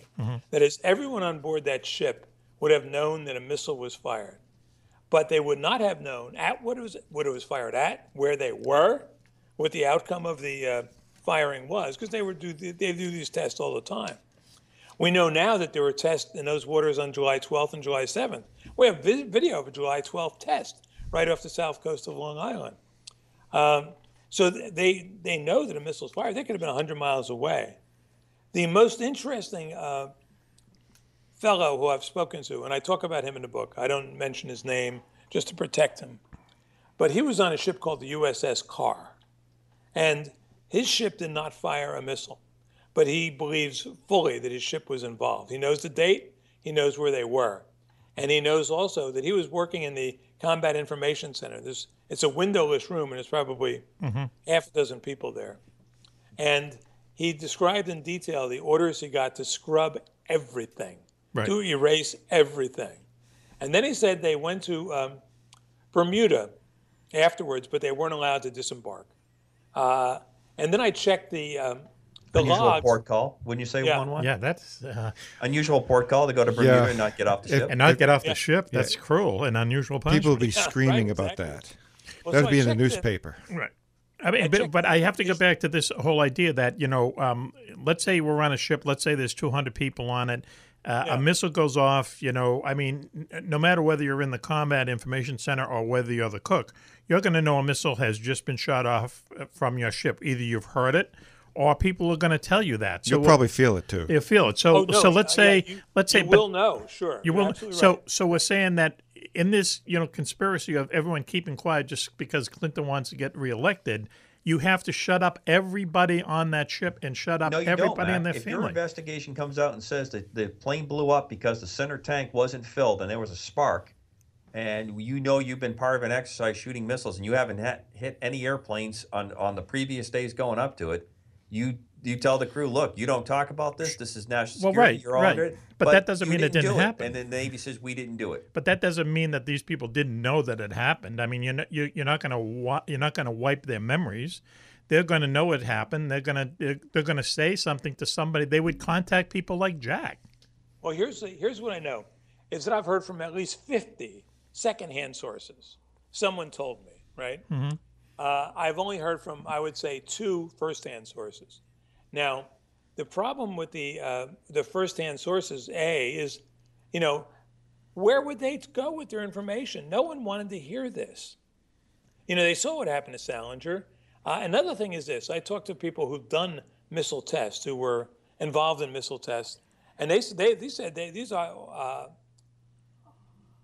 operations are always classified. Mm-hmm. They were always sworn to secrecy for missile tests. Right. And then finally, the word, I think the current English word for omerta, the Sicilian word for silence, yes, is pension. Right. I can't tell you how many times I've heard the word pension used. Right. We hear that all the time because we talk to veterans, people who are in the military who saw UFOs, for instance. Right. They say my pension has been threatened. But once again, just to play devil's advocate, and I have to. I've written books too. I know what it's a pain in the neck to write a book. Agent X has written a book. You know what it's like. Sure. You have to do a lot of research, and you have to do something that you believe in. But we live in a time where even the guys, and we said this earlier in the show, even the guys who whacked bin Laden, SEAL Team 6, these people who are not supposed to talk about anything, anytime, anywhere for the rest of their lives, they've written books, okay? They've been on TV. They've got publicity. They've got paid for it. So why wouldn't one person on this ship that, launched the missile by mistake or whatever, why wouldn't one of them come out? Why wouldn't they get in touch with you, straight source, not second Jack, hand? I'm going to jump in on Mack here for one. Well, let him second. answer it first, Commander, if you don't mind. First of all, I'd say that's an excellent question. I fully respect that question, and I've had to grapple with that. I would say this. In 1996, about 10% of the American people were on the Internet, so there was not a natural place for them to turn. Right now, if the commander of that ship walked into the New York Times newsroom, they wouldn't want to talk to him. I disagree with that. And it has to be at that level to make a difference. I disagree. I think if the commander of that ship walked into the New York Times right now, in the middle of this election, because Clinton's wife is now running for president, right? You wouldn't see Trump on the front page of the New York Times for 3 or 4 days. No, you're presuming much too much good of the New York Times. Well, then he wouldn't go to the New York Times. He'd go to the Wall Street Journal, which is owned by Fox. He would go on Fox News. He wouldn't go to You're right. He wouldn't go to 60 Minutes. He wouldn't go to the New York Times. I am going to jump in. Please Here's the difference that I'm going to give you, Mac. On the bin Laden raid, that was a positive thing. That's why people came out and talked about it. Right. They weren't supposed to talk about it, though. They were sworn to silence those guys. I'm not disagreeing with that, but there was some behavior that a lot of people in the military saw the president do post of that generated them to go forward on this. So you're blaming Obama for the fact that these guys went out and cashed in on it? No, I'm saying that the difference in the two incidents are black and white, are night and day, in that you have a tragic mistake that was made, and you did not have the same pervasive environment where people can go out and talk about it the way they do now. Right. And I am not justifying anything that went on the bin Laden raid post by these people talking about what went on and the kind of compromising of security that goes on when you do that. But it is very fashionable now to throw stuff around. A quick parallel to that is the remarks that were made about SEAL Team 6 being involved in the bin Laden raid, which led to the Extortion 17 going down in the valley on an H-47 in Afghanistan. Right. There's a lot of people don't know know crap that went on that. A lot of teams. It's easy for me to see why no one wants to talk about it. And if you didn't think your missile hit the airplane because it's part of an exercise, and then an official report comes out with beautiful animated footage that shows all this, you're not going to put 2 and 2 together. And the vast majority of people on a boat don't know if it hit a target or didn't. I know, but they know that they were in the area at the time, and they must know the theories. I'll tell you, we got to take a break. You're listening to Mack Maloney's Military X-Files show. I can see his picture there. It looks like there's steam coming out of his ears. Okay. Anyway, for the audience, that's me, not Yeah. Jack. Jack's he's the modicum of composure. I'm the one that's ripping out my straitjacket back here. And I appreciate your defense. Not for the first time. We're going to take a commercial break now. You're listening to Mack Maloney's Military X-Files show here on the Distant Thunder Network. We're doing a special show on the mystery of Flight 800, TWA Flight 800, that went down off of Long Island 20 years ago or so. We'll be right back after this. Stay tuned. America has lost World War III. Terrorists control the countryside. Air pirates rule our skies. The United States is no more. But just when it seems like freedom is a thing of the past, a new hero emerges from the ashes. A true American who stands up for what's right. A fighter pilot who can defeat any foe, anytime, anywhere. He is the Wingman.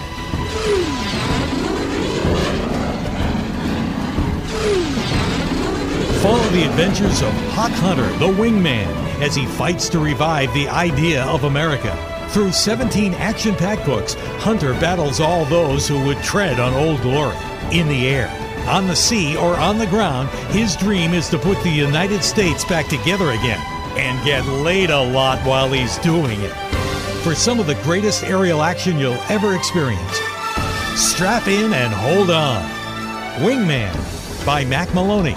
Now available for Kindles and Nooks on Amazon.com.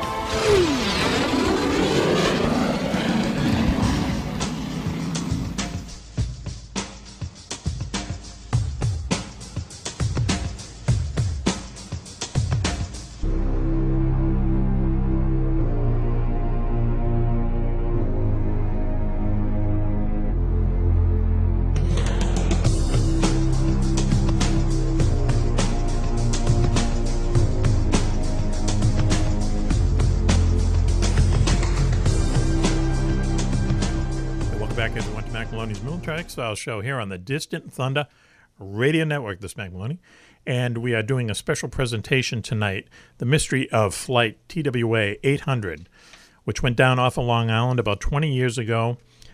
Really a mystery as to what happened to it. It blew up in the sky. The official explanation was that it was an...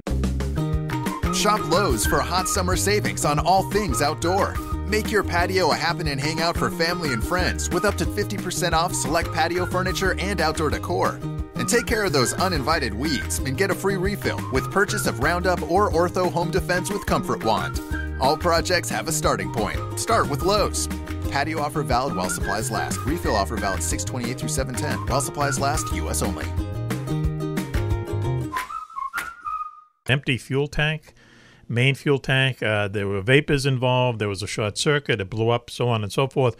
A lot of people really don't buy that explanation. A lot of people saw something going up from the surface up to the airplane as if it was a missile shooting it down. That missile might have come from a Navy ship inadvertently. It might have been a terrorist activity. There might have been a bomb on board. We've even talked about UFO connections to it. 20 years ago, last month on July 1996, the disappearance, the mystery of TWA Flight 800. In the studio with us tonight, the very famous Juan-Juan is here. Hello, Matt. Good show so far. I hope so. Got my fingers crossed. Also, Commander Cobra from an undisclosed location, though it's actually in the next room. It's still undisclosed. Still undisclosed, okay. Good evening, gentlemen. Agent X is here with us. Agent X works for a company that works very closely with U.S. intelligence agencies. Agent X, thanks for joining us. Thanks for having me, Mac. Okay. And on the line with us is Jack Cashill, who is the author of TWA 800, The Crash, The Cover-Up, The Conspiracy. You can buy it at your local Barnes & Noble or Amazon.com. Very interesting book, lots of research. How long did it take you? I know you told us it took 6 months. You took 6 months to write it, but what was the research? How long did that take? Well, I've been accumulating information for 16 years. But the real breakthrough came just about a year ago when I got access to this amazing cache of CIA documents that had recently been unearthed by another researcher and who shared them. We knew the CIA was involved. We knew the sausage at the end, that was this video they showed to close the case, in which they showed a video in which the nose of the plane blows off spontaneously from a fuel tank explosion. The plane turns upright like a rocket and ascends nearly 5,000 feet into space, almost straight up, Right. confusing the witnesses into thinking they saw a missile. We knew about that. What the documents show is the way the sausage was made. They show that the CIA involved itself on day one of this investigation. What makes that all the more controversial is that if you recall at the 9/11 Commission hearings in 2004, they asked George Tenet, then the director of Central Intelligence, why did we let September 11th happen? And he said the single greatest cause was the wall, this memorandum that had been written in 1995, the year before the crash, Okay. that prevented the CIA and the FBI from communicating with each other. Why would that be? And yet Tenet oversaw the collaboration. But why would that be? Why wouldn't you want these two agencies talking to each other? It seems like unnatural. It was, yes, it wasn't natural, but it was a H&X is legalism. And bizarrely, the author of the Wall Memo, Ms. Jamie Gorelick, oversaw the TWA 800 investigation from the Justice Department perspective. She was Deputy Attorney General. She's rewarded for her effort with the most plum job in Washington, Vice Chair of Fannie Mae. She'll make $25 million over the next 6 years. Then she steps down to do what? Take a seat on the 9/11 Commission. And she hears about the wall, and how problematic the wall was. It's not until the end of the hearings when Attorney General John Ashcroft gets up and says, yes, he goes, the greatest obstacle for us when we were trying to solve, to fight terrorism before September 11th was the wall. And they says, in full disclosure, I have to tell you that the author of this memo is sitting on the 9/11 Commission. She had never mentioned that. Getting scary. Juan-Juan has a question. Sure. Jack, with all the confiscation of tapes, videos, and whatnot by the feds, aren't there a ton of air traffic controllers that would have been on duty in that particular sector of airspace? And approximately how many would there be? And are they all in hiding? None of them have come forward? In fact, I've heard from two of them since my book came out, and they will not let me use their name. As one said, I have dependent children still, Yep. And they're very specific about their fears. And these people are, with firsthand information, fear for more than just their pensions. They fear for their health and safety and those of their children. But whether their fears are justified or not, I can't tell you, but they're pervasive, throughout the industry. People who have firsthand information. For instance, I was able, one of my best contacts, and this was very helpful, was this is within the last month, a fellow who worked for Raytheon, which makes was the lead contractor on the production of standard U.S. standard 2 missiles. And for our listeners, I'll just interrupt. The Standard 2 missile, that's the designation for the type of missile that the Navy surface ships are carrying. Right, anti-aircraft right. missiles. And my informants in the Navy say that's almost assuredly the kind of missile that was fired that night. I say almost assuredly because they can't assure me, but anyhow, the fellow in Raytheon worked with the FBI missile team, and he pointed out to me there was one fellow on the FBI missile team who stood up to the CIA, and long after the CIA had decided what they were going to say about all these eyewitnesses, he refused to buy what they said. This is 6 months into the investigation, and we know that now through the CIA memorandum. He says to them, there's at least 8 people who saw a missile hit the airplane. At least 30 people saw the missile going in the opposite direction of Flight 800. So they couldn't have seen it in crippled flight. They saw something come at it from the opposite direction. And he says, until you can clear these up and until you can clear up the radar data, you should absolutely withdraw your analysis, which had already been approved by Tenet and Louis Freeh. Louis Freeh, head of the FBI. And so he identified that guy for me. I was able to find out where he lives. He wouldn't answer my phone call. So I wrote an article about him, very positive article, and I sent him a letter.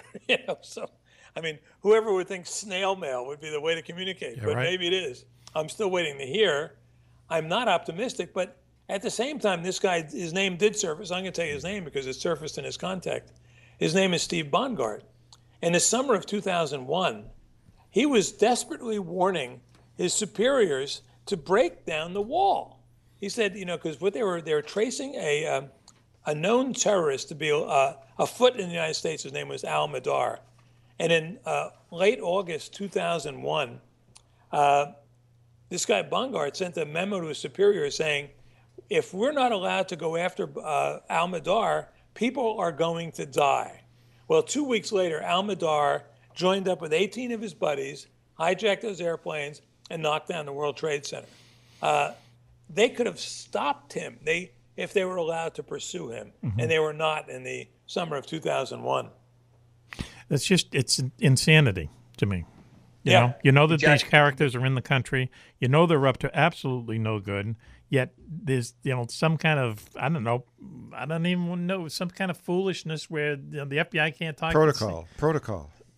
Yeah, there's like a legalism. It's rights bowl protection, and then it's under the guise of some legalism. So since the legalist to quote it, Jack, why did the CIA get the nod to lead this investigation? Well, see that. Can I just add on to that question? Okay, here it is. Is that just on the simple matter of things, the FBI takes care of stuff inside the country, the CIA takes care of stuff outside of the country. So if this was something that they said, is vapors in a fuel tank, why is the CIA involved? I'm basically asking the same question. Why would they be involved in this?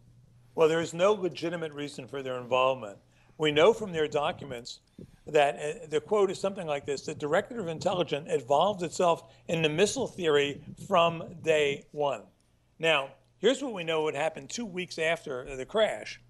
The missile team, the FBI missile team, and there's only 2 guys on the FBI missile team out of 500 agents on the case, which is crazy. And Bongard is a Naval Academy graduate and a former naval flyer. And he meets with the CIA. He and his partner meet with the CIA on the CIA analyst teasingly titles the summary of this meeting, "Hold the Press." And what happens is that the FBI missile team tells the CIA they've already interviewed 144 excellent, their word, eyewitnesses. The evidence is overwhelming, their word, and it's too consistent for it to be anything but a surface-to-air missile. The CIA guy then boasts to his, we're reading this in the CIA's guy is writing these memos, he boasts to his superior, the names are redacted, that he did his best to discourage the FBI from coming forward with its report, which was all but finished. Well, he succeeded. The CIA, someone had the CIA's back, it's clear, because 2 weeks later, when the FBI introduces to the New York Times the one eyewitness they'll be allowed to interview, he's an eyewitness who saw something out of the corner of his eye that struck him as being a bomb, because he didn't see the missile trail leading up. He just saw a bright white flash. And for a month, the FBI ran with the bomb. And they said at that time, and 2 weeks after, the 144 witnesses were down to fewer than a dozen credible witnesses. And this one interview the New York Times did, the only interview they would do with an eyewitness, led them to believe that any support for a missile theory is collapsing and is almost assuredly a bomb. This is a month after the crash. Agent X has a question. Sure. Yeah, Jack. I was pretty impressed when Mack told me that you were going to be the guest because I've followed some of the things you've written over the years, this and others. And I just have a couple of questions. Sure. First, you started out by saying that you have 2 suppositions, or you have 2 theories. One you're very confident with, you have high confidence. That is that it was taken down by a missile.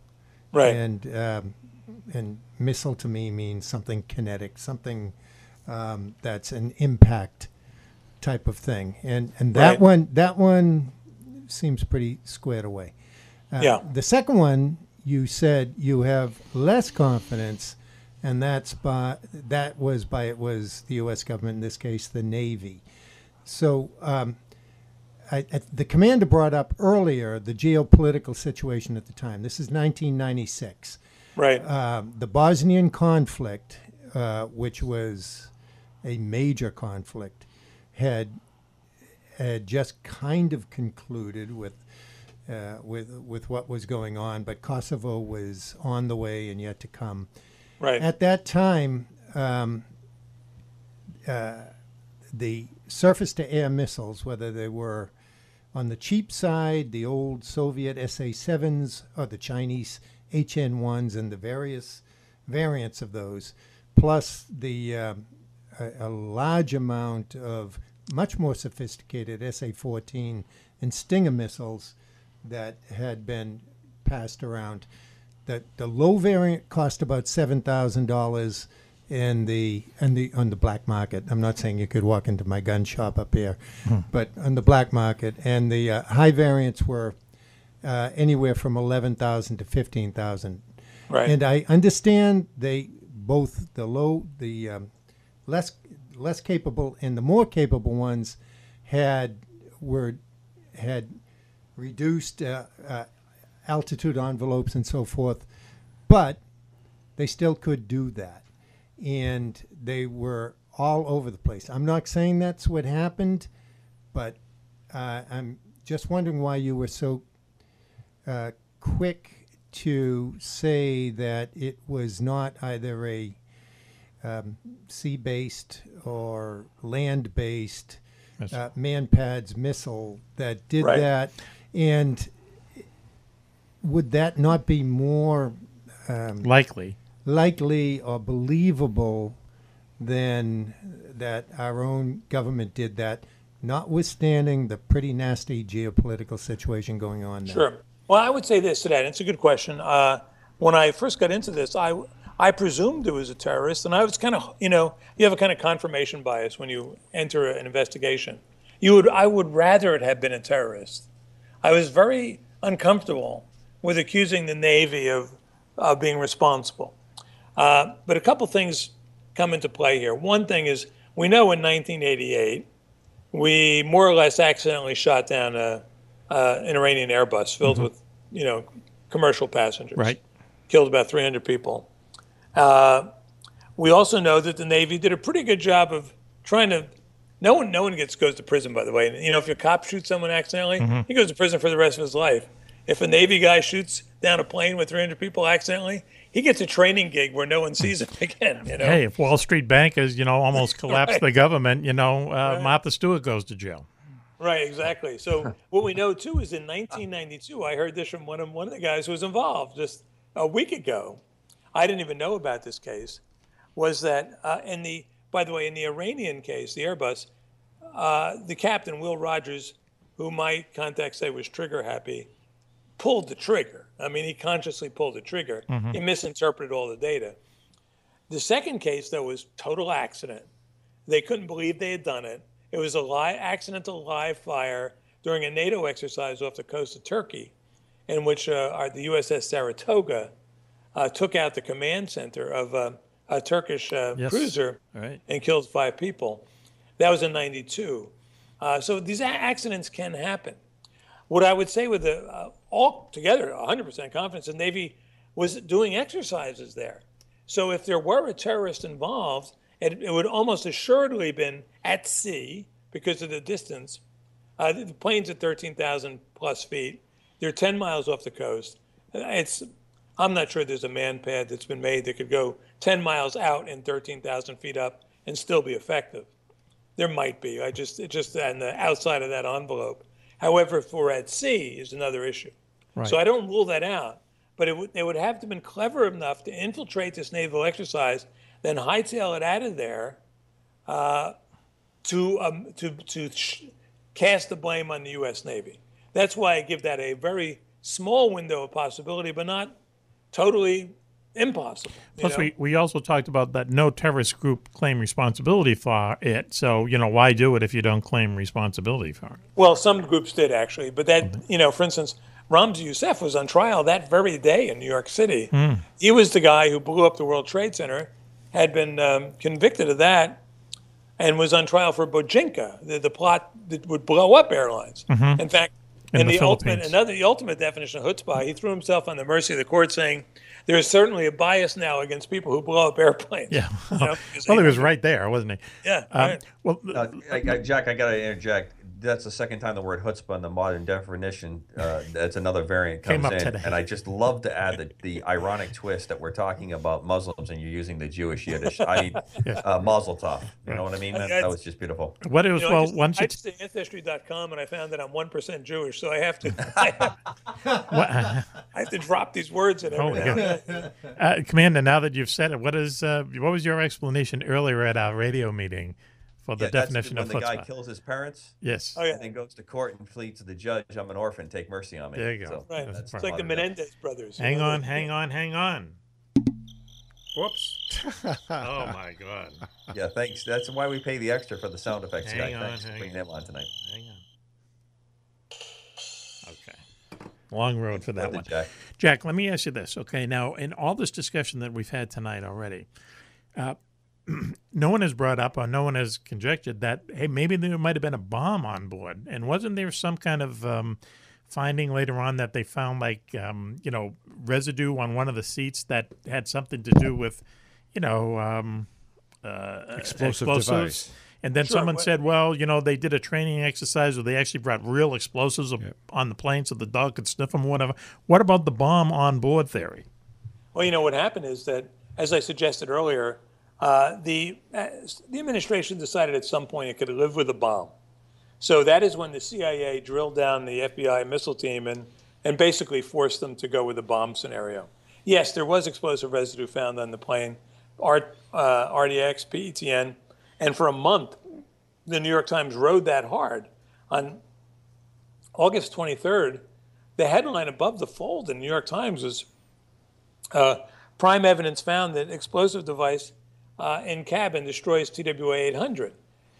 So they were hedging their bets a little bit, but they were saying the evidence is overwhelming that it's a bomb, but a small outside possibility is a missile.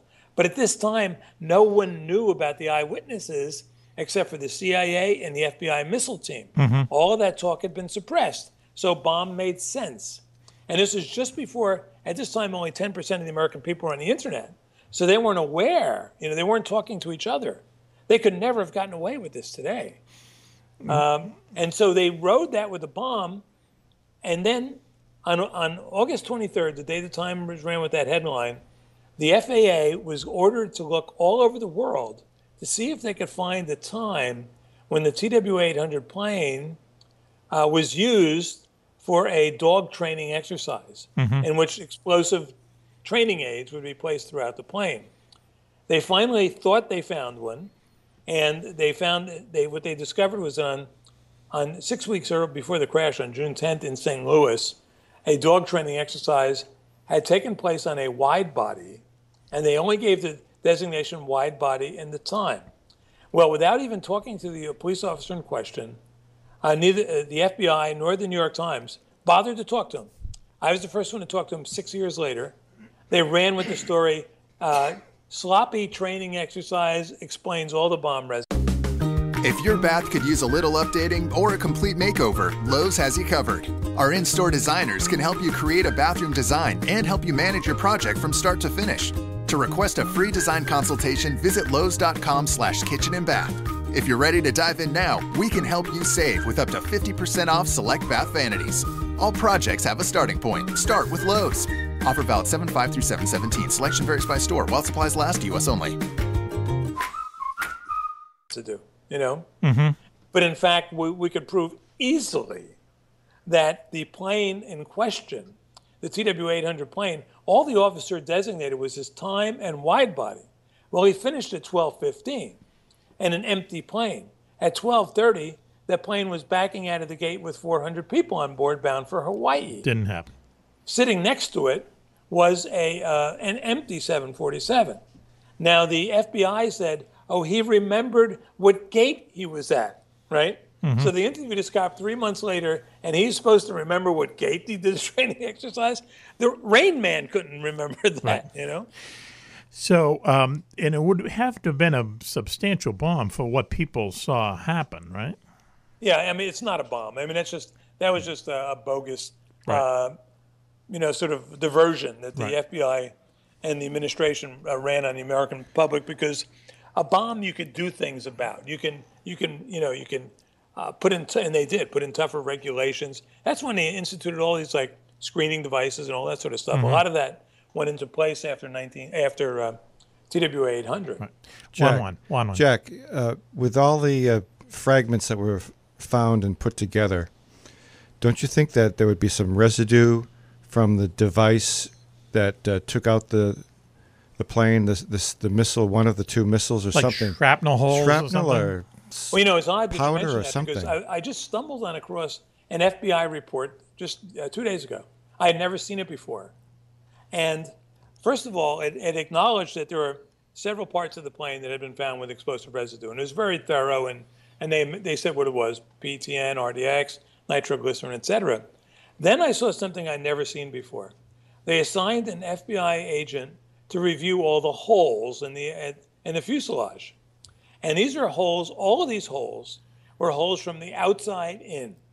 And some of them were, they distinguished them between holes in which the metal was blown out, right, and others in which the metal was simply bent in. But they were all from the outside in. I counted 116 holes. It also happens that 116 pieces of the plane were sent to the FBI lab and never seen again. I don't know. That may just be a coincidence. What a coincidence, but there's 116 different holes. And this guy counted for them, big spreadsheet. These guys are doing a good job. They think they're doing the right thing. And then their little bit that they work on gets lost or gets, shunted aside. But no, that whole thing of notion of no physical evidence was a crock from the beginning. Commander? I'm in amazement listening to the whole thing. I think that we have a preponderance of enough facts that I believe that the internet, where it is now, 20 years later, is going to probably drive sufficient information coming out. I don't think anybody, and we talked about the possibility of assassination. Would someone sanction some kind of a shot like this?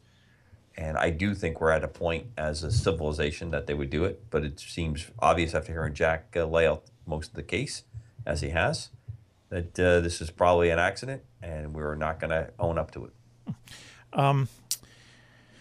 When you saw the CIA animation, I remember I was just like watching TV one night, and it was like the Discovery Channel and National Geographic Channel or something. They said, well, here's, what the CIA put together on this, on what happened.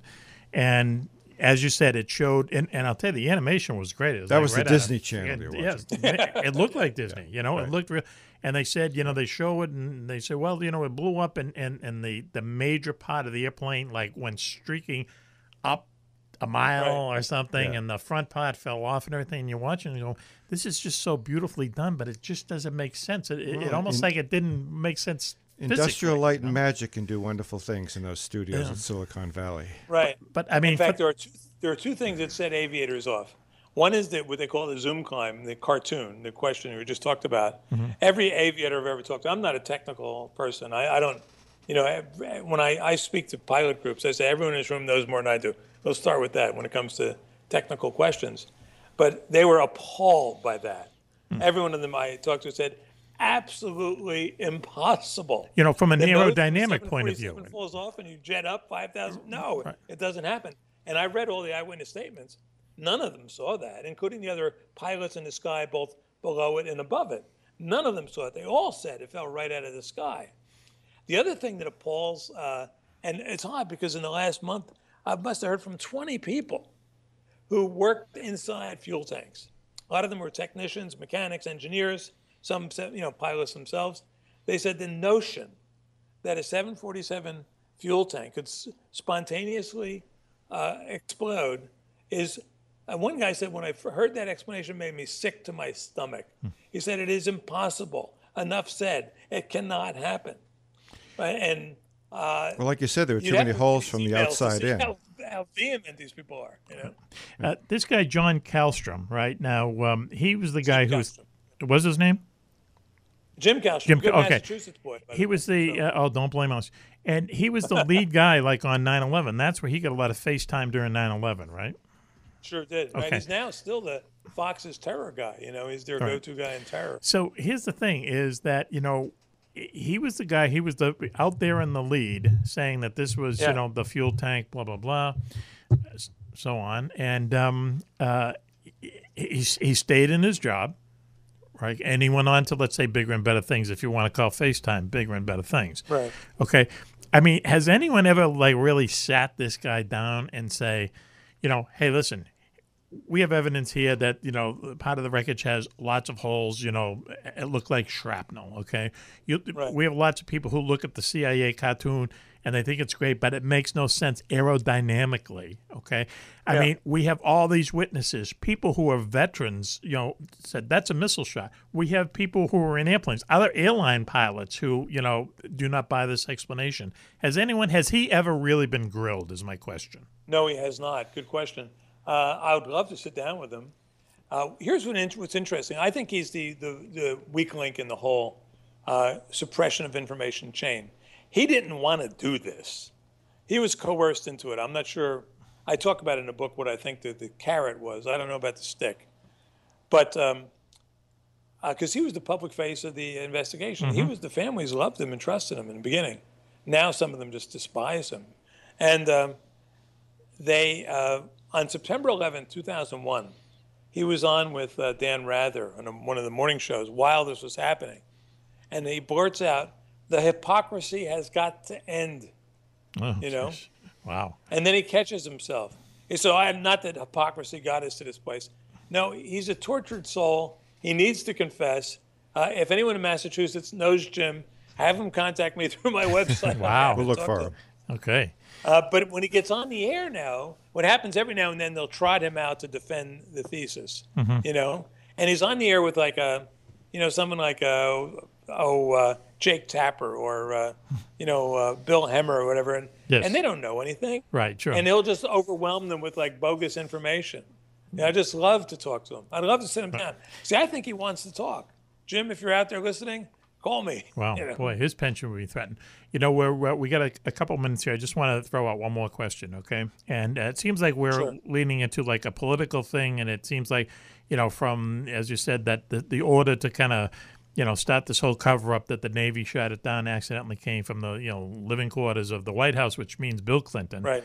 Okay, so my question is I still can't believe that I have to believe that there are just many, dozens, maybe hundreds of people out there who actually, if this is what happened, they know what happened. So now that okay, so you don't want to because Clinton wants to get reelected and so on and so forth. But now here's Hillary Clinton running for president. Right. Why doesn't just one person come out and say, you know what?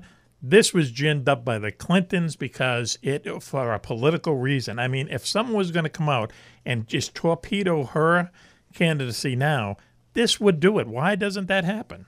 Well, the one person who could do that is Jim Kallstrom. And if you hear him on Fox, he is openly anti-Clinton that Megyn Kelly has to pull him back. Wow. Which is very unusual. Yeah. So why doesn't he do it? I mean, he has the future of the nation in his hands. Okay, but there are other people who, if he knows something, then his secretary knows. There are other people other than him who know the truth, right? And they might have the same political leanings as him. Wouldn't this be the opportunity? Unless it's going to be an October surprise, as they say, wouldn't this now be the opportunity to? I know people really dislike her. This would be the way to put the knife in the back. You're absolutely right. Well, Jack, what about the fact that I've he's written now about that possibility? Excuse me. What about the perjuring himself? I mean, you have now people that have gone down a path that are going to get caught for their testimony that they made. Well, in fact, Kallstrom has lied before Congress. I could point out very specifically how he lied and how egregiously he lied. That's not going to help you get him on. He's not going to contact you if you say that. Is that? Yeah, no. Is that in the book? Okay. Being an originally Massachusetts boy, probably that's not going to work. Well, he was just calling us and he hung up. What happened? And now, here's the thing, though, is that I would recommend at this stage, because the question is who arrests who at this stage. I would recommend the South Africa-style Truth and Reconciliation Commission, where no one goes to prison. Right. You get these people together. And we get the truth out finally. And that's a good idea. Therefore of it. That's a good idea.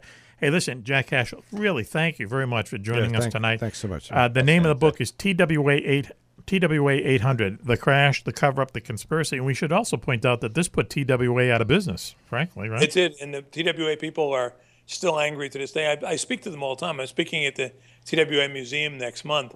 I would say also that anyone who has inside information or useful information, contact me through my website at Cashill, CASHILL.com, as in the Rock of Cashill, leading monument in Ireland, by the way. So. Oh, here we go with the Irish stuff again. The name of the book again is TWA 800, The Crash, The Cover-Up, The Conspiracy.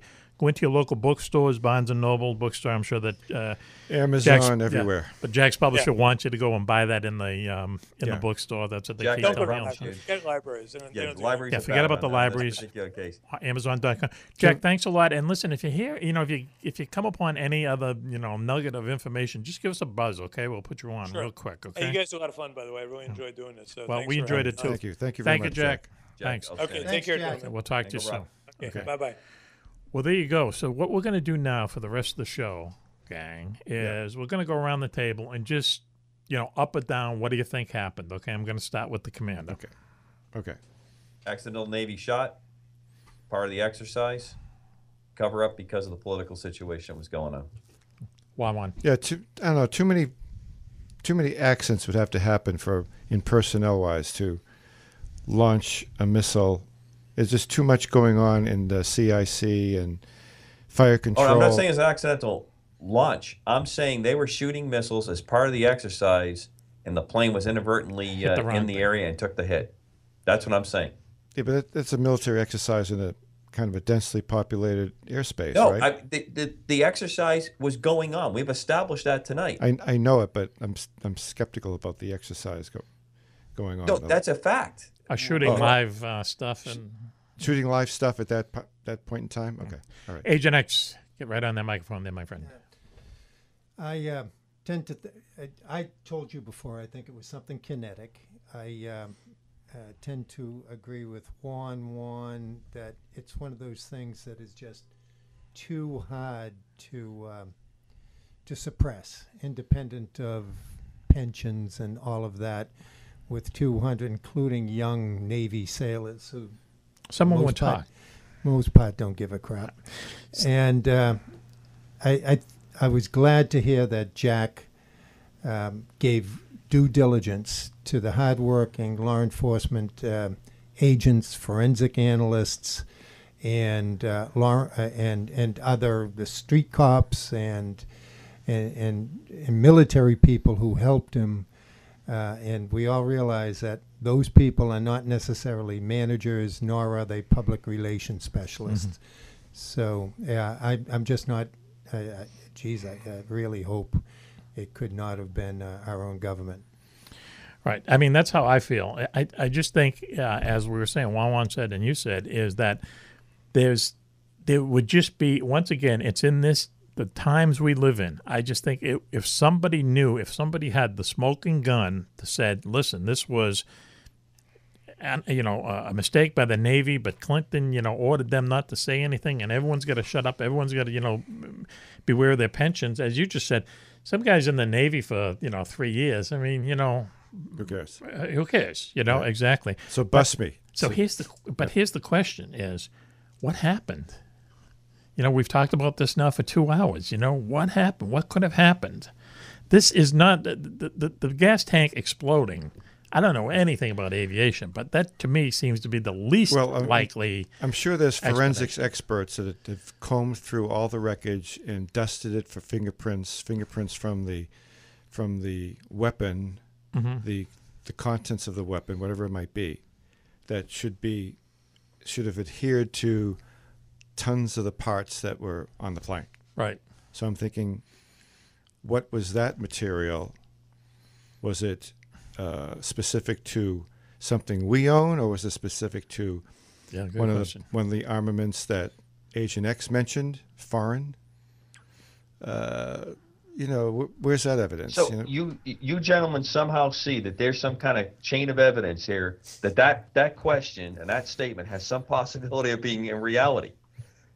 You're telling me that after everything we've just talked about for 2 hours, you think that if there were fingerprints, that's going to rise up. 140 plus witnesses are suppressed. Why an agency that has no valid reason? Well, then we have nowhere to go.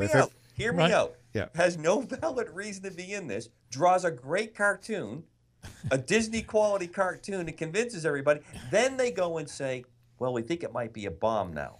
We thought it was the tank. It's definitely not the missile, and it's probably a bomb now. Well, then we're at a dead end then. Come Yeah, on. we're at a dead end. Yeah. Because even if you you go have by this, that, then we'll never find out. even if you want to put the Clinton fingerprint on it, why is all these people in the CIA and Jim Kallstrom and all these people who are now on Fox who are anti? Why would they stick by their story if it was Clinton ordered it to be done?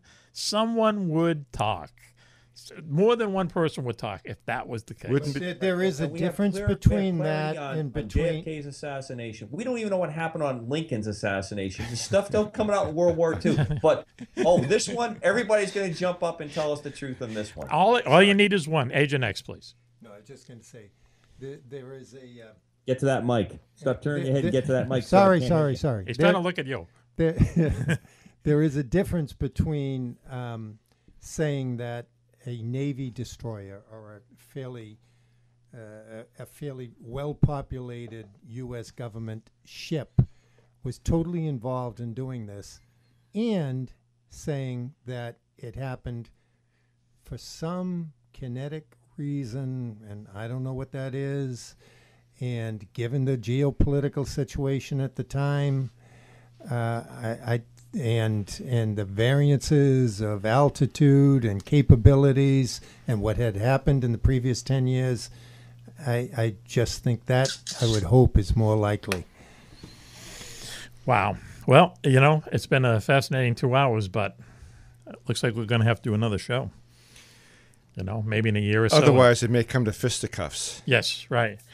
What's interesting about Commander Cobra is that he's really, he's dialed in. He's dialed in when he's in the other room. Yeah. I think that's interesting. I hear wedding bells. He's married to all of this, and I am in a way, but it just drives me crazy that there isn't a little bit more forensic evidence Right, involved there's just here. be that one little... we got all these eyewitnesses. We got Witness 364, the Marine crew chief for a helicopter squadron. Mm-hmm. What happened to him? What happened to all these witnesses that have been? They're all in the witness protection program in Lilyhammer. Well, even if they were paid off, let's say they're paid off, okay? Sharing a joke in between them. Even if they were paid off, once again, there'd be at least one person who would blow through that money at the racetrack or something and need more and come and try to get more, and you just don't see evidence of that. Anyway, hey, listen, I want to thank everyone for joining us tonight. I want to thank Rob Beckhusen of War's Boring, who talked to us about if it was a weapon, what kind of a weapon would it be. Switchblade Steve Ward up there in Battle Creek, Michigan, near where they make the cornflakes, talking about, incredibly, a UFO connection to this, which, I guess I shouldn't be surprised by, but I am. Thank you to Agent X for joining us tonight and giving us thumbs up, thumbs down on what the intelligence agency's take might be on this. Juan-Juan, thank you for joining us. You're welcome. As Enjoyed always. every minute of it. And Commander Cobra, of course, thank you for leading us through this. Leading us through this swamp of fog or something. I think we're going to have to buy the drinks for him tonight. That's the feeling I'm getting. Mac, one thing. I want our listeners to really pound this particular show I'd like to hear from them what they think. Mm-hmm. The folks that listen to us on Operation Distant Thunder at gmail.com, I'd like to get a tally of what they're thinking. Right. Where are we at? Let's get some interaction on this. I want some definite feedback on this. Here's the question. Was it an accident, or did the Navy do it and it was a cover-up? That's really the only two, really weighted items we can talk about. I think we've dispensed with the terrorist thing. I think you're right. No, maybe not. Okay. And we can dispense with the Navy doing it on purpose? I think so. Yeah. Okay. Absolutely. Right. Yeah. Okay. Okay, so let us know what you think. Until then, this is Matt.